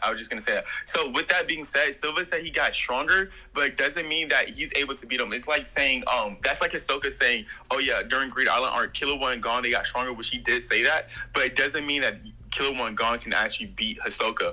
Another thing is when Zeno was about to attack Krollo, he said, hey, I don't have the defenses to block this attack. And he unleashed like his book. And then Zeno, you can actually see in the anime and manga, he swishes his attack and was like, it'll be reckless to attack without knowing what that thing does. And Krollo was able to dodge Zeno's attack while keeping an eye on Silva. And Silva distracted Krollo for like just a split second using his nin, leading Zeno to attack. And Zeno believed that Silva could just one-shot both of them. But he didn't, right? though. And they both tanked it. No, so like here's the thing about that, right? They weren't fighting to the death. Krollo knew they were coming because he hired Illumia to take down the 10 Dons. Krollo knew for sure that they were coming to fight. And the Phantom Troop, they also knew as well, because even after the fight, they were like, hey, learning from those two would be like really impressive. And I was gonna say something else. Yeah, so they were like, learning from those two would be extremely impressive. And then we also have Silva escaping Krollo grabs, or at least fighting and being unscathed. And there's another thing I want to address. Yeah, here's my main point. We have Krollo saying to Zeno, hey, who will win a straight up fight? Zeno alone says, I will win, of course, but it will be a different story if you were actually trying to kill me. He doesn't say anything to Silva at all. One person can interpret it as, okay, we already know the outcome of the fight, or Krollo views Silva as being weaker, which I truly doubt, because you just see Krollo looking at Silva with malice and still choosing not to go after him. But like complete malice. But I mean, so like those are all valid points, but I don't see how like by any stretch you can get people like Zeno or Silva to the tier of Netero. When okay, so here it is, right? Like, well, so one thing I want to say real quick is Zeno says they were never close. Like, so even when Zeno was like in his prime, like 40 or 35 years old, like imagine Zeno like jacked like Silva, still weaker than a 100-year-old Netero, to the point where it's like not close, bro. Like, so so here's my thing. Yeah, I got you. Here's where I'm gonna scale it. So we have Zeno saying that, you know, when it comes down to me and Netero, we're kind of like yin and yang. I've never been on his level, though. And Netero always been an old man even since I was born. So we have an experienced Netero who been no nin versus a Zeno who started to learn nin, highballing it at probably like 12 years old, just like Killua, right? Like just highballing. He probably learned nin beforehand. But yeah, so Netero just automatically has way more experience. We know that Zoldyck probably was like on more equal footing with Netero than Zeno was. But here's my thing. We have Silva, right, who's the head of the family when it comes down to the Zodiacs, and he's been the head of the family for at least 12 years. Within those 12 years, I'm willing to bet that he was stronger than Zeno as well, and Zeno knew nin before Silva did, right? Because you being the head means that you're automatically the strongest. Like, I'm quite sure you can agree that. You even said it in one of your previous lives. Also, so if Zeno is like yin and yang to Netero but not being close, we have Silva who's stronger than Zeno based off of like the fact that he's the head for at least 12 years. And I'm quite sure he's been stronger ever since. And I say 12 years because ever since Killua was born, he's just been the head. So 12 years is actually lowballing it. And 12 years ago in like the Hunter x Hunter universe, Zeno, he was still being his prime or just now like low-key leaving it. And we have Silva being stronger than a prime Zeno who's like yin and yang to Netero. And to you, that's probably not a big deal, but that's like Killua was saying, hey, Gon is like yin and yang compared to me, but he's not even on my level, but they're still like neck and neck kind of. No, I mean, I think there's just actually nothing in the series that even like suggests that Zeno and Netero are close at all. I think there's nothing that suggests it, because, I mean, the real just solid evidence of it is that Zeno says, like, yo, if Krollo's trying to kill me, he would kill me. And Netero, I mean, I'm going to be honest, Netero could probably have the whole Phantom Troop bum rush him at once, and he just swats them like flies, bro. Based on everything we've seen, you could put Netero in the exact same position that you put Hisoka in, where Chrollo had prepared for 100 chapters straight and had in his mind, he said, I have a 100% guaranteed success rate. Netero would slap all the puppets into dust and just one-shot Chrollo, bro. Like, the gap is big. It's way, like, the gap between Gon and Killua is very small. It, like, Godspeed puts him, like, a good amount above him, but, like, without Godspeed, Gon and Killua are, like, neck and neck. But, like, the gap between Netero and Zeno is not even comparable to, like, the gap between Gon and Killua, based on the stuff we've seen. Here's my counter argument with that, right? We have Netero and Zeno both getting speed blitzed by them both getting speed blitzed by Meruem at the same time, and them both reacting to like set speed blitz around the same time. I'm willing to agree the fact that like Netero Hatsu is better than Zeno's, but when it comes down to just Nin, they're probably like around equal footing. Same thing with Gon and Killua. Just Nin overall, not Hatsu included. But Hatsu's such a big part. Hatsu's such a big part of Hatsu's such a big part of Nen combat. And like the other thing is like the thing that's different, a huge difference between Gon and Killua and Netero and Zeno is Gon and Killua are literally like not even like 100th of their actual full potential. Meanwhile, Zeno and Netero have both reached their full potential and like started waning in strength. So like, yeah, it's not the same kind of comparison.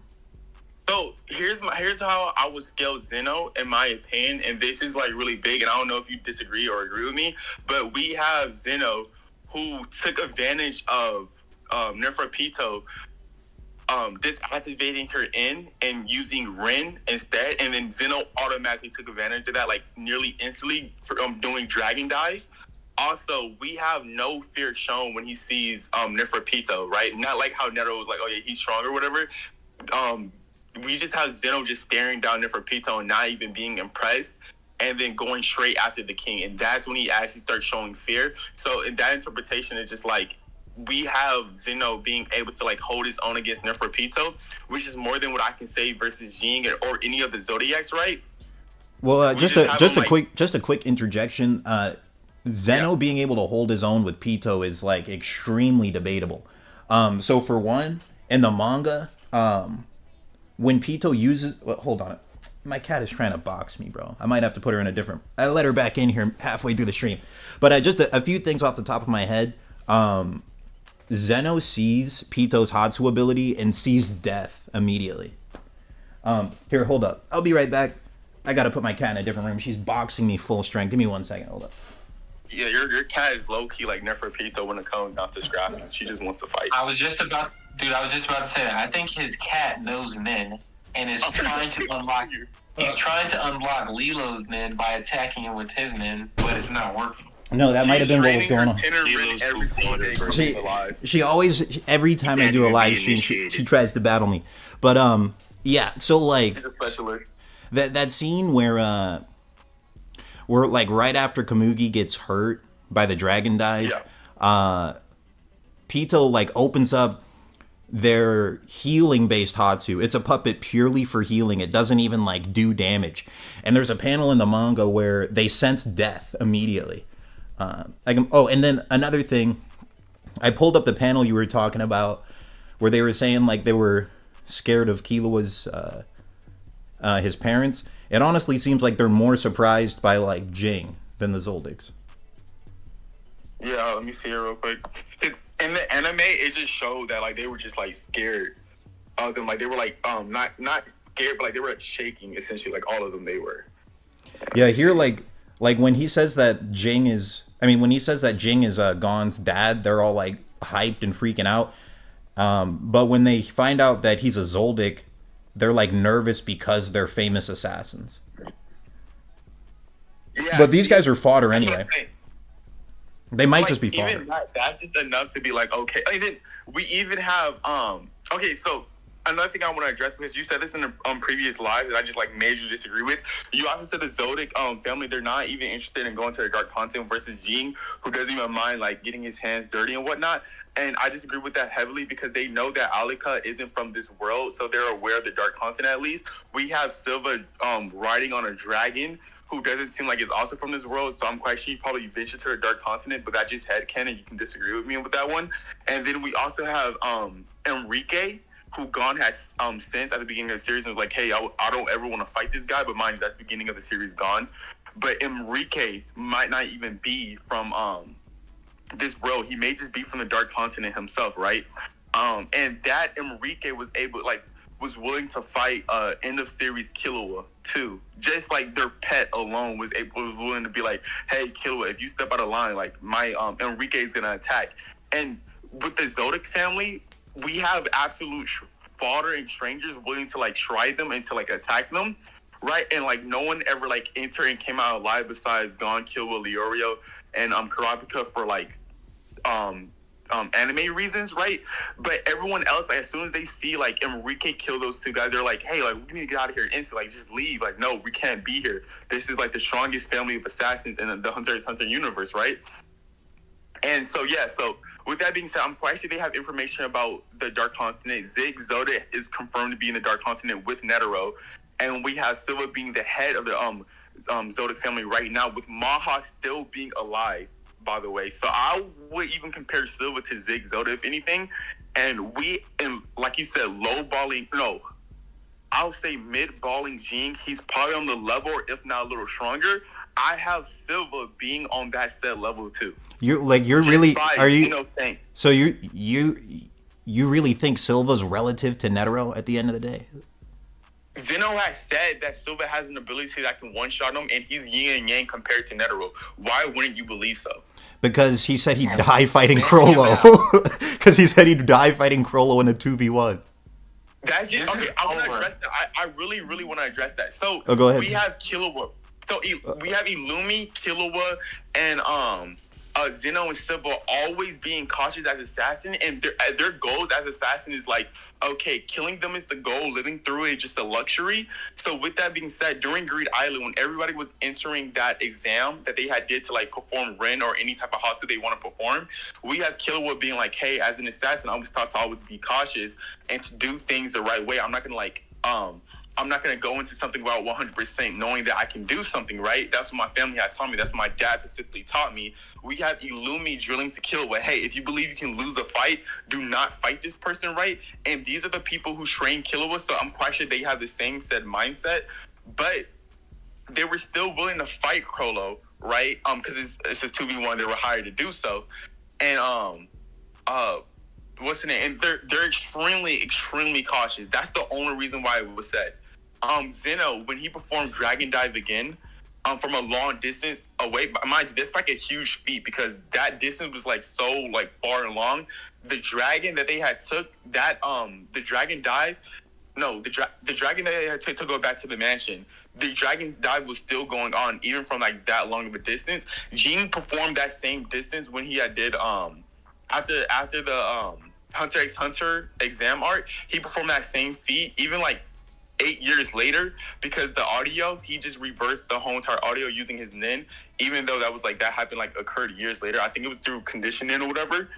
But yeah, so Zeno performed like a huge feat, and that's like being like downgraded, like it's never really mentioned. He casted his nin from an extreme long distance, and Gon came and cast his his paper from an extreme long distance, so that's like really impressive. But yeah, so we have them being just extremely cautious throughout the whole entire series because they're assassins. That's what they're supposed to do. But I mean, going after a target. But okay, even if you want to say that they're just being cautious and they're like, okay, I mean, the words literally came out of his mouth. We might both die trying to kill him. But even if you want to say what his abilities are, that's the reason why they have no clue. They know he's able to steal abilities, but they have no clue what's inside that book. What if Crollo had like, let's say, Netero ability, right? They're just like they're being cautious to the extreme here. Well, here's the thing. It's like even if Netero's being cautious, he'd never say that. He's like, there's no way you're gonna there's no way Crollo could ever kill Netero. Like, I mean, like straight up. You just said that and is stronger than me. What I'm saying is, if you give Netero the exact same mentality that you're giving to the assassins, and Netero's like, yeah, I always have to be extremely cautious. I'm thinking like an assassin. I'm only gonna fight when I know I'll win. All of that same stuff. He's still not going to think Crollo, no matter what's in his book, can kill me, because Netero's so strong he can just slap him from a distance.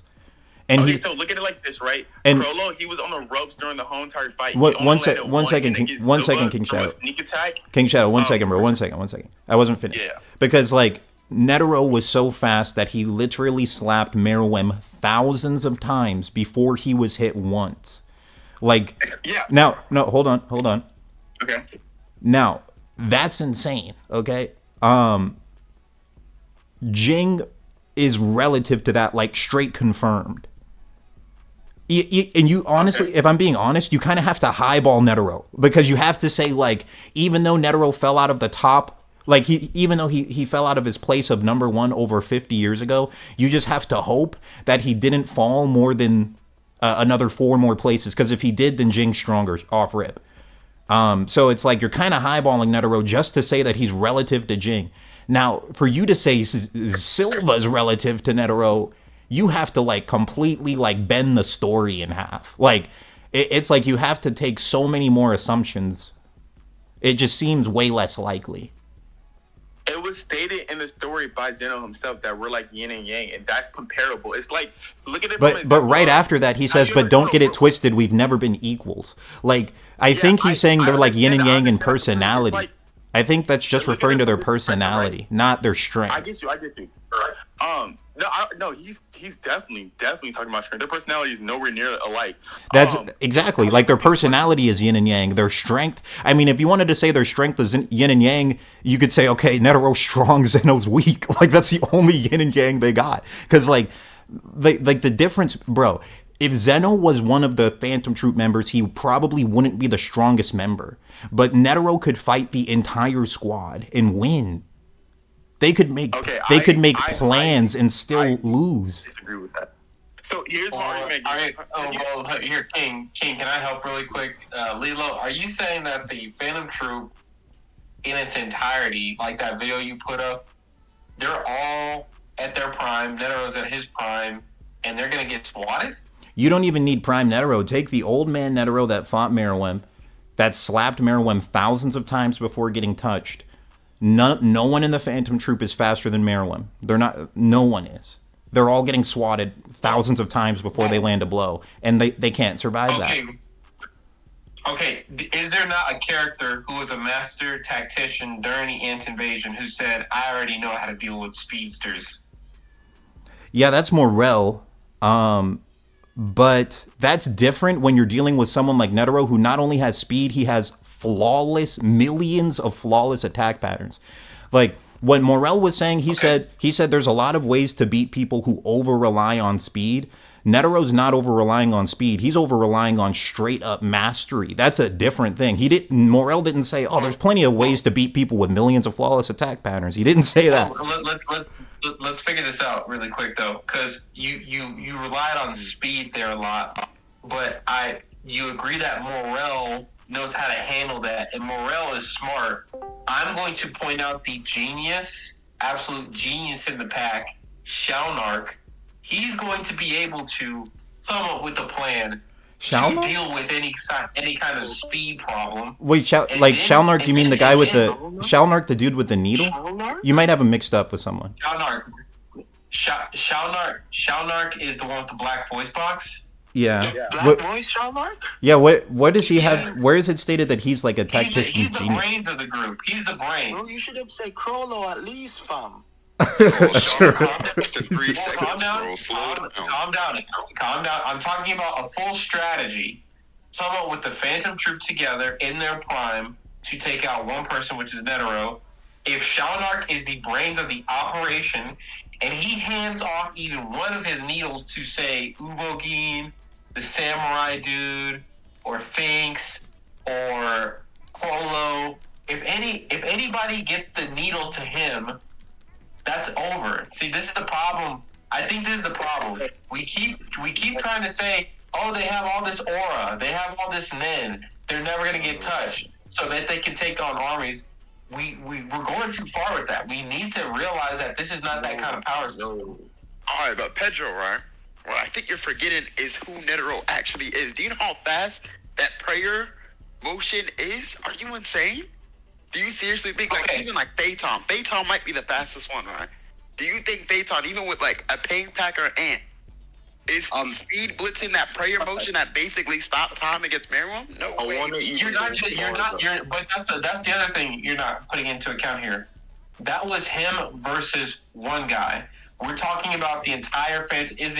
Do we think the entire Phantom Troop is like slow? If they all rushed him at once, they would all get knocked out with one hand motion. That's what I think. Wait, hold on, real quick. I also want to include. I was gonna say this. So the entire Phantom Troop is slow. Yeah, Miriam whole entire thing was, I'm just gonna beat Netero through brute strength alone. He had no plan or strategy outside of, I'm gonna figure out his attack. I'm gonna go through it. And Miriam was holding back during that fight. He said it was like fighting without a bishop or a rook, right?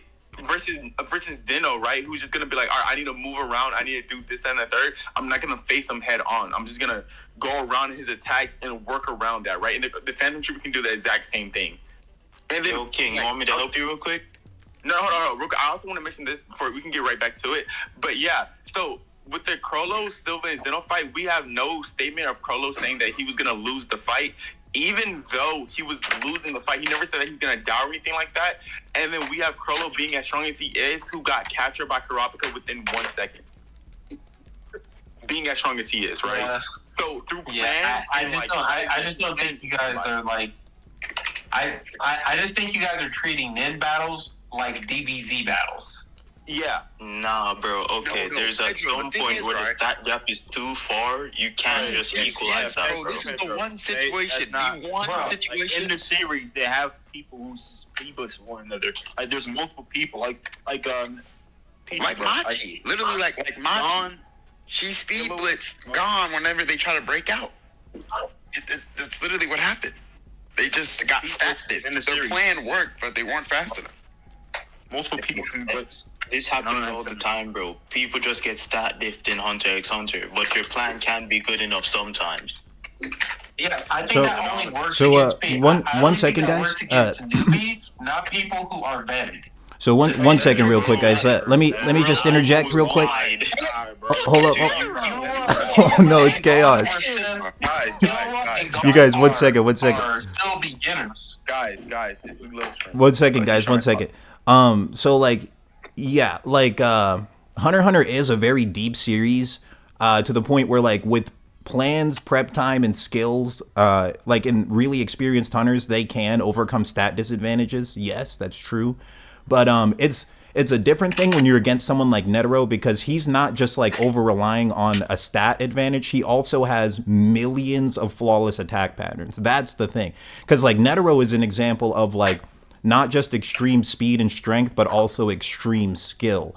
That is, I mean, because skill is like the main thing that's overcoming the stat advantages anyway.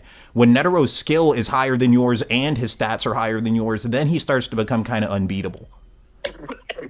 That's why people like Ging are really insane, because they're like considered relative to him and might be stronger. Like that's why people like Ging are nuts. Like, I think people underestimate. I'm still looking for where are they relative though?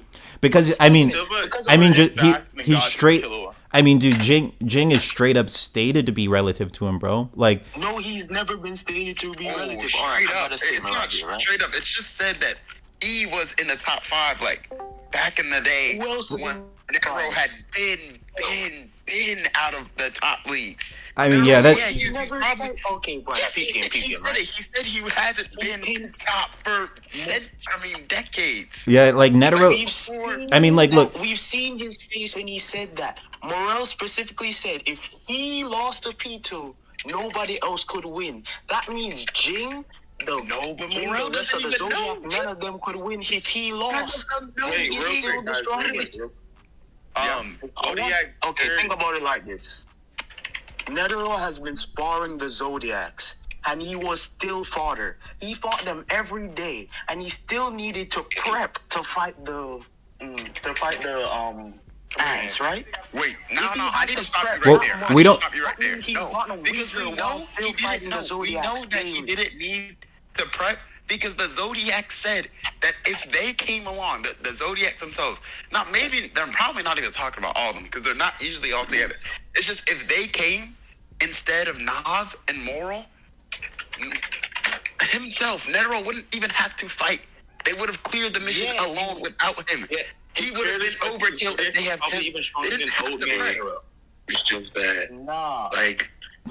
Okay, so it's the Zodiac, they're sparring parties for Netero, right? So it's consistent to say that they're like at least relative when it comes down to like nin battles.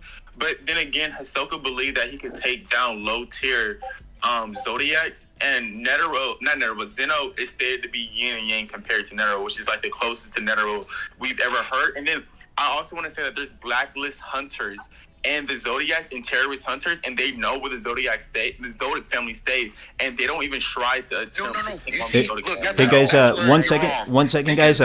We got 1 second, everybody. 1 second. We got 2 donations, and I left them there for like 10 minutes, so I got to read them real quick. So, Green Tornado, thank you for the donation, bro. He said Crollo stole Silva's ability in the past. It's hinted. He put in parentheses. That's one thing. And then another thing here is from, oh no, is my laptop dying? No, the other one's from Derek May. I have to read it because he had it up there for so long, bro.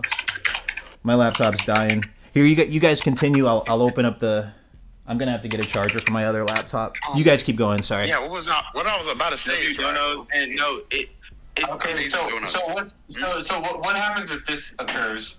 What if Netero hits Baton and the troop puts him in position to use Pain Packer because they planned it all along with Shaunark? Can Netero survive? Netero would kill him before they all die 5 times before they even activate. Netero would kill him before Pain Packer activates. That's what would happen. This is like DBZ. This is DBZ level. This is it. You guys are just treating it like DBZ. No, you have to look at the fight between Merwin. Do you think, alright, who do you think in the Phantom Troop is as fast as Merwin? This might as well just be Madara versus the freaking Ninja Alliance again. That's what you guys are thinking. That's exactly really tell me, who do you think, like, even if they... There you go. Someone just said it. A third of the troop doesn't even have combat-based Nen abilities. No, yeah, most of them, like, thieves before they're fighters. That's the other thing I was gonna say. That's the other thing I was gonna say. We have Maki who has strings, right? Nin strings. That's her whole thing. We have that kid who can create perfect copies of people. Mm-hmm. What if Shaunark is smart enough to say, hey, we have to deal with his speed somehow. We got to throw him off some way, somehow. You're going to make copies of us. Maki, when we attack, you're going to be puppeting things. Copies of people. So you guys, listen to the argument. Oh my gosh. Wait, Pope, I want to actually help you, bro. Because I see what you're saying, actually. Like, like, Pope, I actually do agree with you. I think that the Phantom Troop can, like, with a perfect plan, perfect strategizing, and using, like, all of these things together, there is a chance of victory, yes. Like, they could put together some, like, for example, we saw Shaunark, he had, like, that Super Saiyan form, right? That made him, like, way stronger than normal. If you give that to Crollo...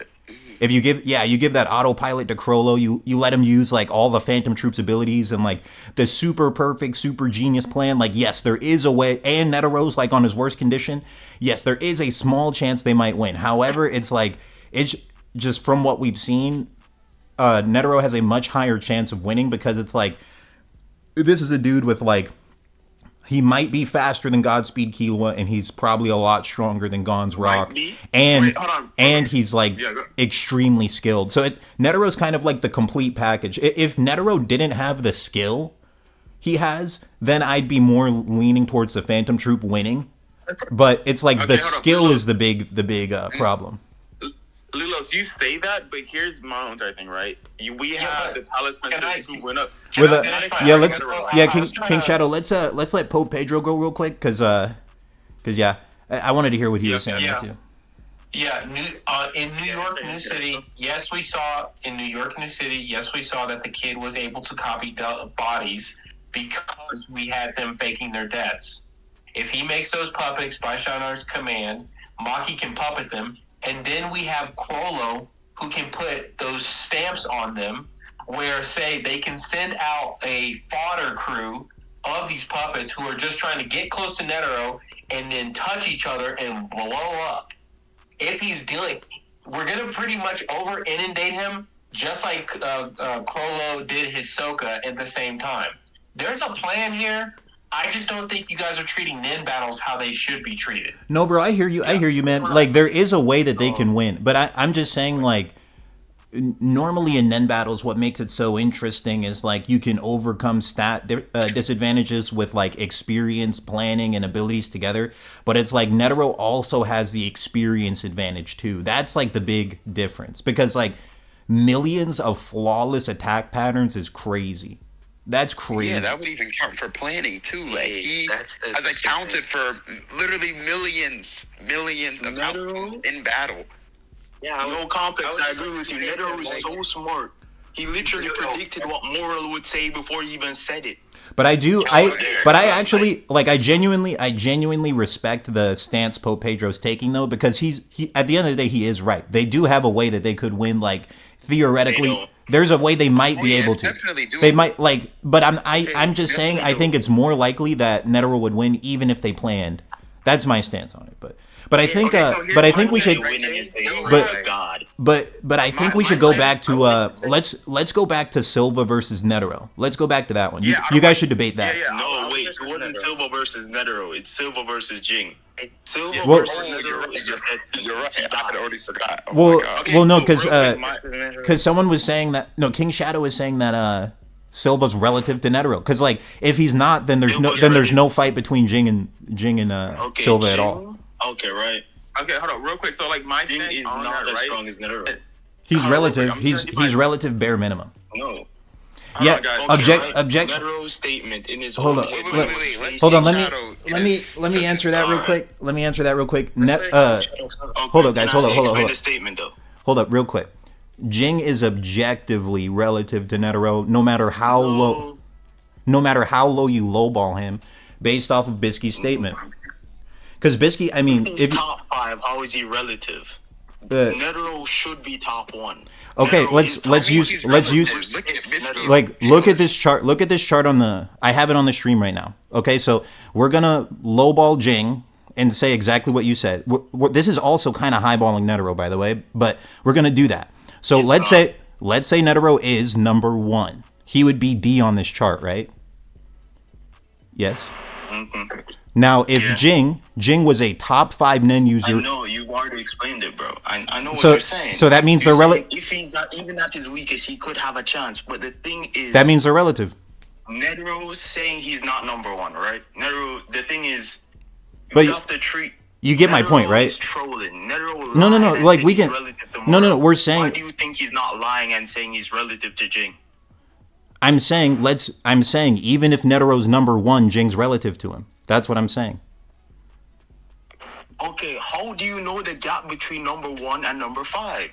That gap is not the same as the chart. Number 1 could be 10 million for all you know. Well, I mean, this chart is showing you 1, 2, 3, 4, 5. This chart is literally showing you 5 different levels of power, at their weakest to strongest. No. That chart is an example to show Killua. That does not have any bearing on Netero, Ging, or anyone. How would she even know? She only knows about Ging from what Netero tells her. I mean, it seems like, I mean, hold on. Hold on 1 second, guys. Hold up. Let me just answer him real quick, bro. He asked me. So, the thing is, bro, if Netero was really this godly entity that you think he is, the Zodiac would not be this casual about taking on creatures stronger than him, and Ging is implied to be the strongest of the Zodiac. Unless you think the Zodiac, people who are a lot of them are triple star hunters. Yeah. Unless you think they're just straight up dumb, that none of that would make sense. They would have to be at least. They'd have to. Didn't go through the 1,000-year training, can box his way through the Dark Continent. Remember, this was fodder Netero. He didn't train for 1,000 years. He didn't do the punch and shit. He just went in like that, and he came back alive. He ran away. Derek, you're gonna have to calm yourself, buddy, because everyone's having a debate. Everyone can't talk at once. True. But it should also be noted Beyond also did a couple missions to the Dark Continent and came back too. And then you have people like Sayu, while they're being lie detected, read by Kurapika, he straight up says, yeah, my ability will work on Beyond. And he's being lie detected. And then you have Jing's probably stronger than Sayu. Like, there's a lot of things, bro. The Dark Continent is not that hard to survive. But you just used it as an example to power scale Netero, though. No, the reason why I said it like that is to show that you don't need to be of that certain level of power to survive the Dark Continent. I'm saying even if they are weaker than Netero, they don't need all that. The reason why Meruem was such a specific case, he's a specific case of a specific race that can combine different energy sources to become that strong. He's a separate thing. But so is your point? You're just real quick. Like you were saying, you think that the gap between the number 1, number 2, 3, 4, and 5 Nen users is like heaven and earth. Is that what you're saying? Yes. What are you basing that on? What are you basing that on? I'm basing it off their feet, bro. But we haven't seen. See them is Pito said they had to compress their time infinitely just to see the after image of the smash. He didn't even see the Buddha. He just saw the presence, bro. And he blitzed Kite. But what does that have to do with the top 5 Nen users at all? What is that? Lilo, just to like be on like Ultra side for a sec. Even if we want to use the chart that you're talking about, it's highly likely if you're like a top 5 Nen user, you're not gonna be like on E rank or C rank. You're not gonna like reach that level. You're a top 5 Nen user. You're probably gonna be in top condition 24/7. Unlike Netero, only because he's an old man. And age is what like separated him from his prime. So that's the only reason why he wasn't in top condition. But even him not being in top condition, he was still stronger than Morel and Nove. But there's a lot of things that can factor into someone like having an advantage. Like if one person knows their ability and the other doesn't, that's an advantage. Like we saw that with Gon versus Genthru. That's like why Gon didn't die immediately. Because he knew exactly what Genthru's power was and like trained specifically to fight it and made a plan specifically to beat him. And it's like, another thing they said was Gon and Killua were both stated to be weaker than Genthru, like significantly weaker, and just Gon on his own won. So it's like, I mean, plans can make a huge difference, guys. And the biggest example of it is like literally Morel at 35%, like almost beat some Royal Guards, bro. Yeah, like, it's so was just okay, right? Because we have Prolo who got captured within 1 second by Kurapika, and I believe he's stronger than Kurapika. Right? That's why I'm saying that the Phantom Troop doesn't just lose to Netero like you think they do. Oh, dude, and just a side note, real quick. One second, guys. I gotta say this to the chat. Derek, I'm so sorry, bro. Like my laptop died as I was like trying to read your super chat out loud. I'm so sorry about that, bro. No, bro, you're good, man. Oh wait, Derek, you're in here? I wanted to get in. Oh, dude, I didn't even know you were in here, bro. Yeah, dude. No, I was waiting because y'all been talking like. I'm sorry about that. This is my opinion. When you sit there and watch and you go to it and you get to the ant arc, it's heavily implied that Netero and Zeno are 2 of the strongest beings as far as like that. I get that. That's what the main thing. But hold on. The main thing is everybody's forgetting, and no one's like they may have mentioned. Y'all may have talked about it when Pito. And they felt her malicious, energy. Dude started losing his hair. The Zodiacs may have that about them. And as far as any type of strength, you're going to go in being cocky. We've seen that with other anime until they get humbled by someone who's stronger. And it's also implied that these ants were extremely enhanced. I know later on they're saying that Beyond might have done something to them.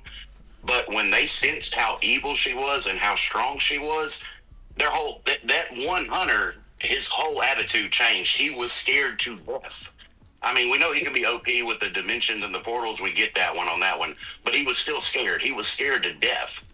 So you got to take that into consideration. To add to that as well, Ging is top 5, not including the Chimera ants, and it's highly likely that Ging is also top 5, not including the Zoldyck family. Right, but look, everybody knew. We're not including the Zoldyck family. Wait, why not including them? Wait, but when you watch that, why not including Zoldyck? Hold on. When you watch that, Kite knew about them, but when we see the ants in the beginning, they're literal ants. They're not what the queen was. They're not sitting there combining the DNA of humans and other animals. They were literally just ants. We know that there was something different about them, and their nin is on a whole nother level. The Zodiac might be there too.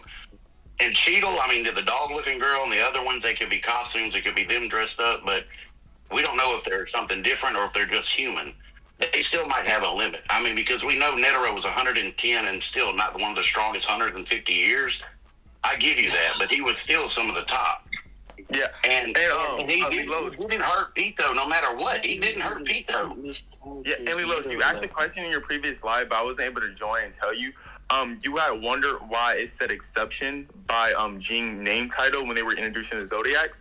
Do you know why now, or do you? Oh yeah. I saw a bunch of people were saying it's because he's like the only one who didn't model his looks after his Zodiac sign. He's a borer, right? Yeah, he's a borer. And I also wanted to tell you too, because these are like questions you have won in the past. We can get straight back into the topics real quick.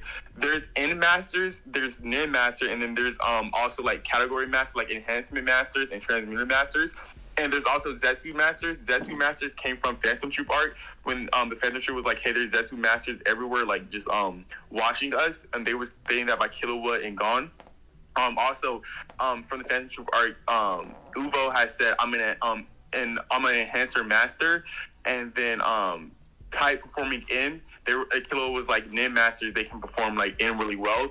And you also said there isn't too much Phantom Troop members who can perform in really well, and that's true. But you're forgetting that person who's able to create duplicates and was like, my duplicate acts as my in. You're forgetting that part. I just wanted to like mention it. And her end reaches like within anywhere as long as you're touching like the original copy. By the way, it's the guy that can make doubles. I think anything that's his double, his end can emit out of, and he mentions that with the double. Oh yeah, Castro, my goat. Oh yeah, Lilos. You owe me a debate for that guy. Castro. I'm still keeping for Castro. Yeah, were you one of the people who kept asking for Castro versus Kite? Yeah, was it? I can actually defend Castro, but I'm not going to do it today because we debate like Netero and shit. Yeah, I think you can't defend Castro on that one, bro. I would love to hear your points, but I think like the main thing we should focus on for the rest of the debate, because we kind of went through Zodiac versus Royal Guard pretty well. I think like the most interesting thing we could continue with is Ging versus Silva. And like, because I mean, King Shadow, like the hottest take you said, bro, you said that you thought Silva is relative to Netero because Ging is, like, based off of the top 5 Nen user statement. Ging is not, all right. Yeah, I mean, there's just so many ways Ging would be relative to him. Like the simplest way, I'll just say this, is we saw that Ging can duplicate any punching ability he's hit with. And we saw, like, if you look at the anime version of Ging that was a top 5 Nen user was like 20-year-old Ging.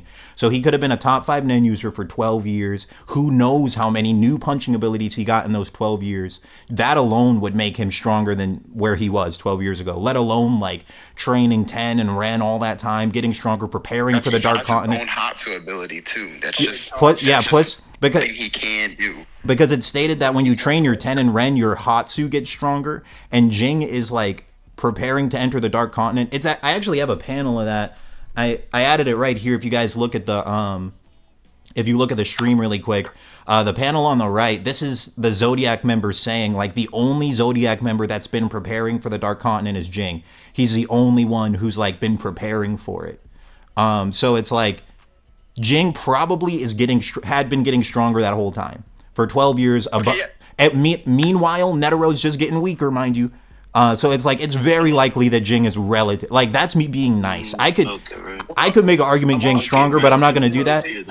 Hold on, let me finish the point real quick. Are you talking about post training? Okay, wait. Let me finish the point real quick. Yeah. So what I'm saying is there's so many ways where you can say Ging is relative to Netero. So many. And that's kind of lowballing him, if I'm being really honest. Meanwhile, for Silva versus Ging to even be a discussion, you have to prove Silva's relative to Netero. But he doesn't have the statements and he doesn't have the feats. So that's my stance on it. I'll let you guys go now. Right now. No, Slee, hold on, wait, before anyone say anything. Oh, it's Lenny. What's good, bro? What's it? Okay, since it's like 12 my time, that means it's the 27th. Therefore, it's your birthday. So happy birthday, Unc. Thanks, bro. That. Yeah, thank you. Yeah, happy birthday, bro. Thank you. Thank you, guys. Just want literally the only reason why I was here. All right. Thanks, Lenny. I appreciate it, bro. Of course. No problem. I'll be making cool art for you for your birthday, so don't worry. Thanks, bro. I got you, bro. Thank you. Yeah, man. Oh shit. But for sure. But you guys. Okay, so yeah, you guys can go ahead. Lenny's very cool. He actually is the one who made this whole Discord and stuff. So. But, hello. Damn. Yeah. Lenny already. But yeah, you guys can go ahead. I think I debated you on TikTok or something at one point in time. Your name sounds so familiar. I debated you for sure at one point. No. Really? Lenny, real quick, do you have a YouTube channel? No, I mean, I was on this one YouTube channel named The One. Like, I work on very different projects with different YouTubers, so you probably heard me before. Yeah, okay, that's probably where, yeah. Because I'm like, that sounds too familiar. No way, but... Okay, yeah. So back to the debate. Hey, yo, wait, hold up, bro. Hold up. I actually have to say that, dude, Bromus just donated $100 freaking, bro. Bromus. Hold up. Dude, Bromus, you're a goat. Bromus, you're a true goat. Dude, thank you so much, bro. I need to make a video. I need to make a video specifically for Bromus. He told me to start reading King and Ashura. I started reading it. I'm gonna do a live stream like just for him because of that. So he said happy birthday, Lilo, favorite YouTuber and goated content. Thank you, bro. Appreciate that a lot, man. Thank you. That's insane. Okay, you.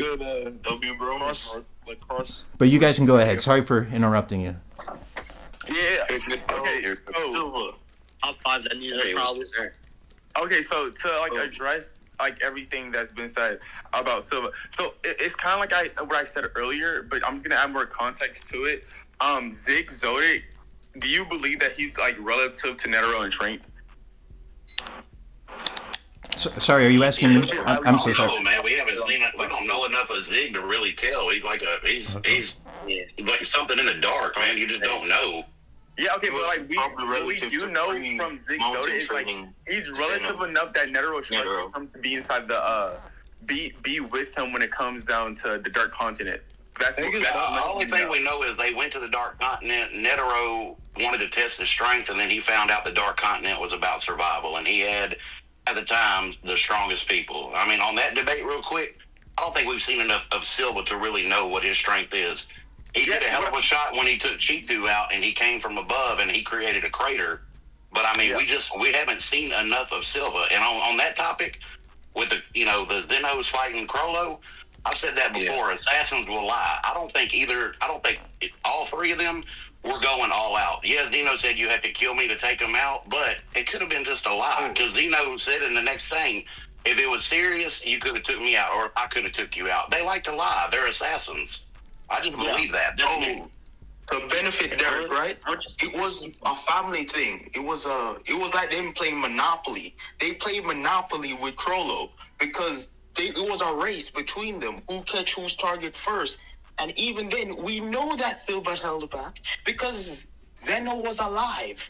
He could have killed him if he wanted to. He was holding back the whole time. That you can kill both of us. Like Zeno just made that absolutely clear. And then we also have, like, they could just be lying. And then at the same time, we just like the downplay of Zeno is so crazy because Zeno's speed is so great. Like he said to the Mafia, even if you were armed to the teeth, I'll be able to slaughter the half of you within 7 seconds. And in my opinion, that's including the cleanup. All right, because they're assassins. You're gonna leave like no evidence. That's including the cleanup. So it's just like from that alone, he just speed blitzes Irish human beings. Goes to show you that he's not a slow character, right? Too long, bro. 7 seconds is too long to be relative to Netero. Right, but Crollo doesn't equal Netero in terms of scaling feats. Yeah, especially like how the story's done, because like you guys remember like Zeno and Silva versus Crollo was like a long time ago, and now if we're putting him up against like Ging, Ging is like very, very recent. We're seeing like we literally already passed the Chimera Ant arc, and we're saying like, all right, we've already passed like the level of Chimera Ants, and now like the Zodiac are potentially like relative to, or maybe we could just like really, really lowball them and say like, at least if they all ganged up on like all the royal guards and maybe Miriam, they could do something. Like that's a completely different tier versus when we were like with Zeno and Silva versus Corolla. It's just like two completely different things, you know. No, you say that. That's true. That's extremely disingenuous because you say that, but I can say, okay, there's blacklist hunters and terrorist hunters inside the Zodiac, but yet they know where the Zodiac family stay at. They know how many members are inside there. They know the two strongest Zodiac family members, but they don't even try to attack or try to pursue the Zodiac family whatsoever, even though they're assassins. They don't try to do anything about them whatsoever. Yep. The Zodiac who are relative to Netero. And that may be true because if you think about it, it could also just be the way the structure of the Zoldyck family is. Yeah, but like I said before, too, when we go back to the ants and you're talking about just power and strength, remember what happened with Yuppie. Killua was lighting them up. He couldn't keep up with them, but he said it was less than 1/10 of his strength. And we know Killua did what? 5 of the gates? You're talking about an incredibly strong human. And he said it was less than 1/10 of his strength. That's what I'm saying. Like, and even with Silva wasn't even threatened by that Killua whatsoever. He wasn't even threatened. He didn't even activate his nin when Killua did. No, but that was gonna raise Killua. He couldn't activate his nin. That was the entire point. He was blitzing him. He didn't have the chance. I'm talking about Silva. It was still less than 1/10 of his, less than 1/10 of his strength. Like, dude, do you realize like how relative that is? He was lighting him up like Super Saiyan speed, hitting him with everything he had, and it was less than 1/10 of his strength. Like, even with the Zodiacs gaining up on him at Yuppie at full strength, who was a nin beast, like, we know he had a human look, but was still a nin beast. I mean, it's just too much left with it to say they could have done anything. That's be like, would King, would he have done something with his big bang attack? You don't know. I mean, you just don't know. I also want to mention that the Zodiac family may have things from the Dark Continent already, like that dragon that they had used to fly over the Chimera and arc. The dragon that they had used. No, that was Zeno's dragon. That was Zeno's. Yeah, that was Zeno's dragon. That was that's still from the. No. I'm saying like the one that was from Zeno was on to leave. And that was from Zeno. That was from Zeno. No, it was an actual dragon. It wasn't like that was from Zeno. Yeah, he did have an actual dragon. Like at the like what they left. Like Zeno and Silva left the Chimera Ant arc on like a real physical dragon. I remember that. No, it looks like a physical dragon, but it's just a projection. No. That's the one Netero flew on. Netero flew on a projection. Like here, I can pull it up. Let me see. Yeah, and so like, but even not even mention that Enrique, right, who was willing to fight Godspeed Killua, not Godspeed, and then activated Killua. He's probably even from the Dark Continent himself because we've never seen a beast like that previously. So they're aware of Dark Continent beasts. And then even when the Zodiac family was not Zodiac family, Zodiacs were being introduced, we still seen the Zodiac family in play. As in they're probably gonna go to the Dark Continent themselves. So they're Dark Continent like worthy. If you get what I'm saying. Illuminate's trying to go to the Dark Continent for. I wanted to mention Zig Zodiac real quick. The reason why I wanted to mention Zig Zodiac is because Silva Zodiac may have been alive around the time Zig Zodiac was alive. It's probably though, it's probably unlikely, but just maybe. Let's just say like he was. That means Silva Zodiac is probably one of the strongest Zodiac family members that we know of today. And that would still be waiting for Togashi to give us more info. Like he has to make new chapters and. For us to see, like it'd have to be more to scale to see, because I mean, Silva took out a low-level ant no matter what. I mean, Zeno saw Miriam head-to-head.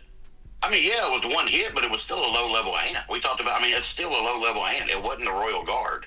It was a low-level ant. Officers aren't low-level, honestly, though. And then we also have the fact that Maha Zodiac could have been stronger than Netero in his prime, and most likely, like, is stronger than him in his prime.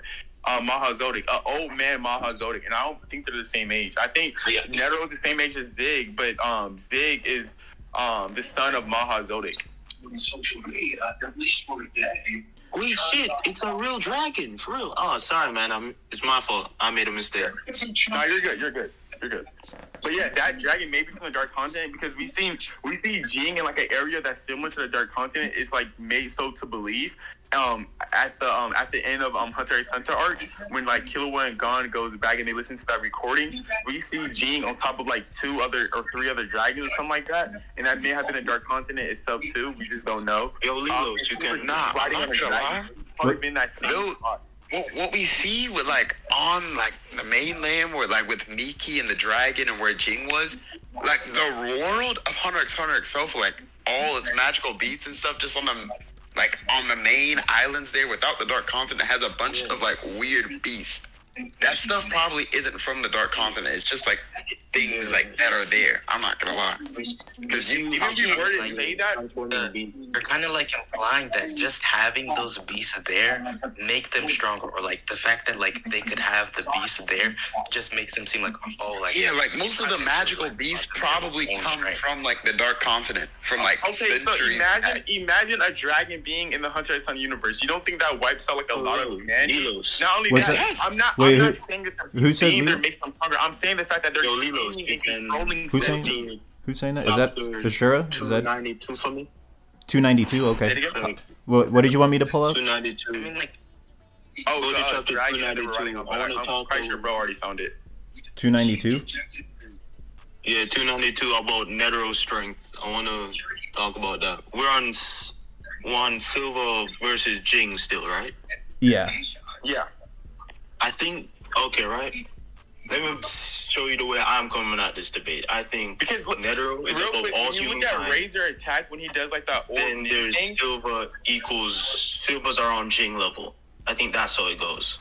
When you look at like that attack that Razor did when he fights like Gon, Killua, and Hisoka, or even like when he destroys that boat, it's nothing compared to Silva attack when he had dished out against Zeno and Krollo. It's nothing compared to that. So like he's just way higher than Razor. The thing is, no. I'm not gonna lie, I don't think it's fair to compare to Razor, dude. Razor has like he's literally powering all of like it says he's powering all the mission base systems like a company and all of that on Greed Island. Like while doing all of that stuff, he's powering all that stuff with his own net. He's powering it by net, and I think the people who are actually powering the cars are those people that are introduced to us at the beginning of Greed Island, like those AI people who was like connected to like the computer of Greed Island. Those like there's a lot of people that work on it, right? But those people themselves like are meant to represent like I guess just leaving the game. Like those functions of just leaving the game and coming back, that's really all they do.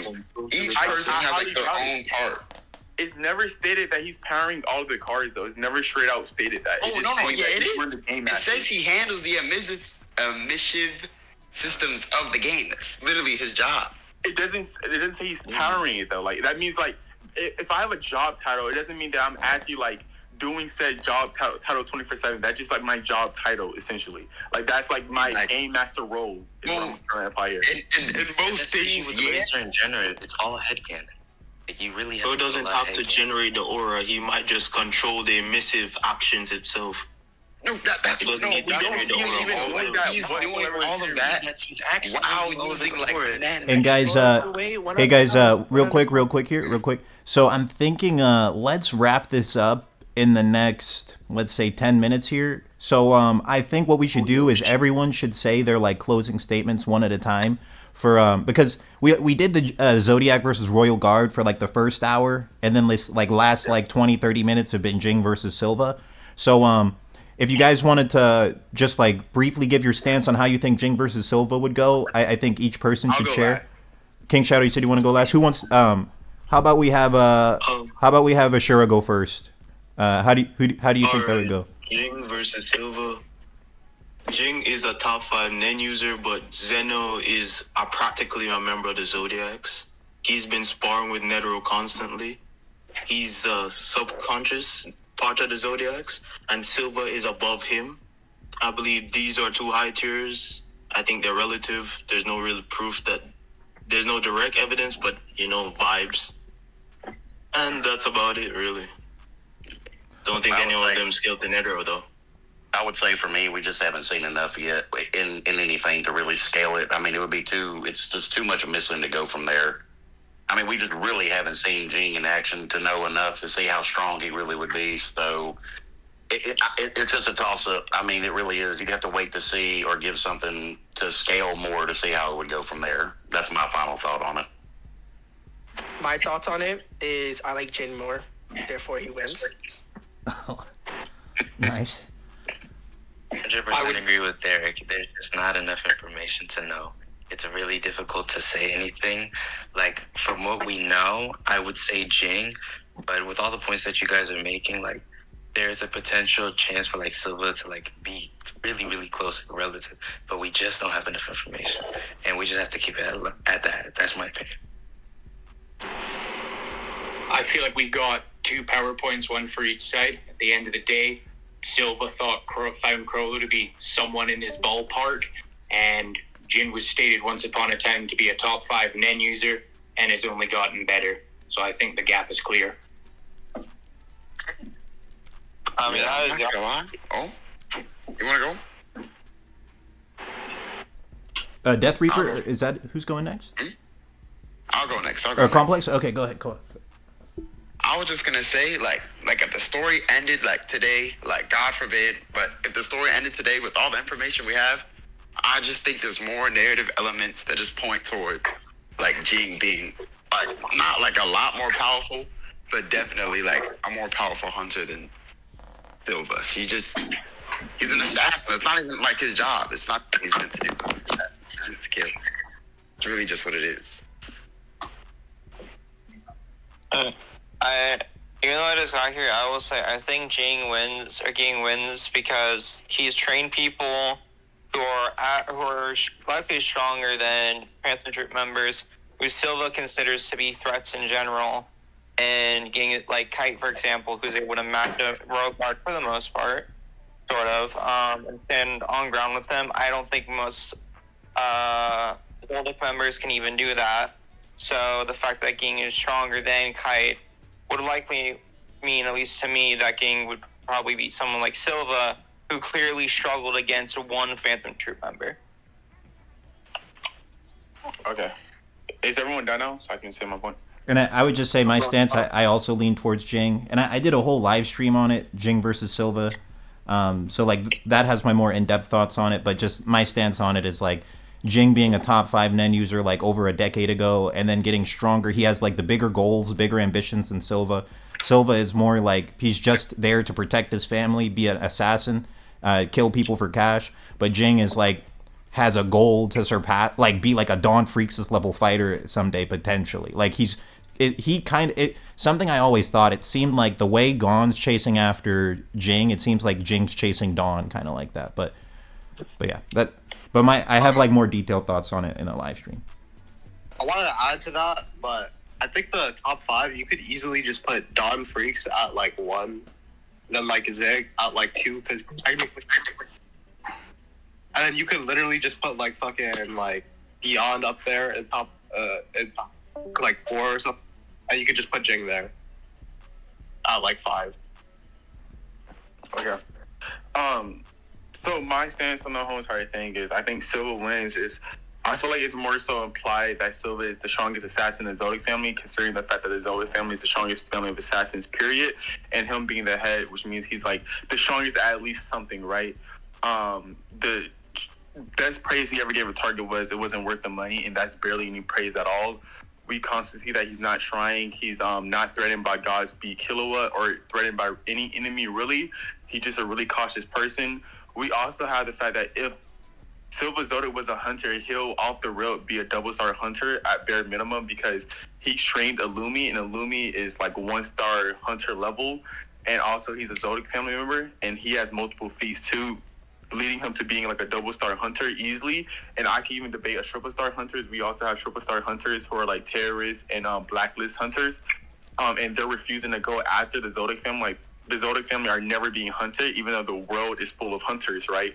And we also have the fact that Razor, who has kind of like the same ability as Silva, but Silva is just like way more OP compared to Razor. And it's stated that Hisoka is like relative to like low tier to mid tier Zoldyck family members, and Illumi's on that tier list with Hisoka. But then we have Silva being above Illumi and even Zeno itself for at least 12 years. So yeah, there's also that. And if you really want to take in consideration that like if Silva just had to like unalive Ging, then he could just use all he could to do so, just make that wish. Which is like lowballing Ging, and I really wanted to say that. So yeah, and then we also have the fact that Silva may have even took a visit to the Dark Continent, by the way. So there's that. Yep. And, yeah. And one last thing. I'm gonna say this, and that's gonna be that. We also have Maha Zoldyck scaling above Netero, because Netero just survived against them, just like Crollo survived against Silva, not being stronger, just survived. And Zeno even said that Crollo, like, I would be able to kill Crollo, but Crollo surviving is like a huge feat. And Netero was the only person who survived against Maha Zoldyck, so Maha Zoldyck just goes above Netero. And Killer was stated to be the strongest Zoldyck family members, but Silva's above him right now, so there's that. All right, guys, I think that was everything. Did anyone else have like any closing thoughts? What's up? You owe me a debate versus Castro, bro. I will never let it off, bro. The Castro versus Kite debate? Yes. Castro, my GOAT. Anytime you make a live stream, I'll be there. I'll be reminding you. The Castro. Yeah, I don't know, man. I just don't think Castro has the feats. Just because Hisoka was like clowning him, you know? Nah. Wait, before you go, did I make I'll explain it later. Before you go, did I make some valid points about like the Zoldyck family though? Can you give me that? Yeah, no, those are good points, man. Yeah, those are good points. Yeah, you did. But the last one, Maha probably fought him before he did the training. What training? He fought Netero in his prime. Yeah. No, he never said that. He just said he fought him. We don't know when. No, like that was the time. But Netero, like, Zeno is 68 years old. Netero is 142. Netero is 142. So like, Netero was in his prime at the age of like 58 and whatnot. It was even stated, and that's when he fought Netero grandpa, and we seen them all bloody up. He just said they fought. We don't know when they fought. That's all I'm saying. That's the time frame where they fought. Like that's the age they were at. Let Lilos end the stream. Yeah. They never okay. Okay, guys. They went to 1 second, guys. So you guys. 1 second, guys. So that's gonna be the end of the stream for tonight. Everyone who was in the chat, thank you guys so much for joining the chat. Everyone who left donations, thank you a bunch. Bromis, you're a true legend, man. You donated $100. Bromis is a literal legend for that. That's actually insane. Thank you, man. Thank you for all the happy birthday wishes, everybody. Happy birthday. Thank you, bro. Thank you. And for any comments I missed, anything I missed, I'm sorry about that. I will watch the stream later and like read the live chat as I go through it. So if I didn't read it out loud, I will like see what you said eventually. But yeah, thank you guys for watching, and I'll see you.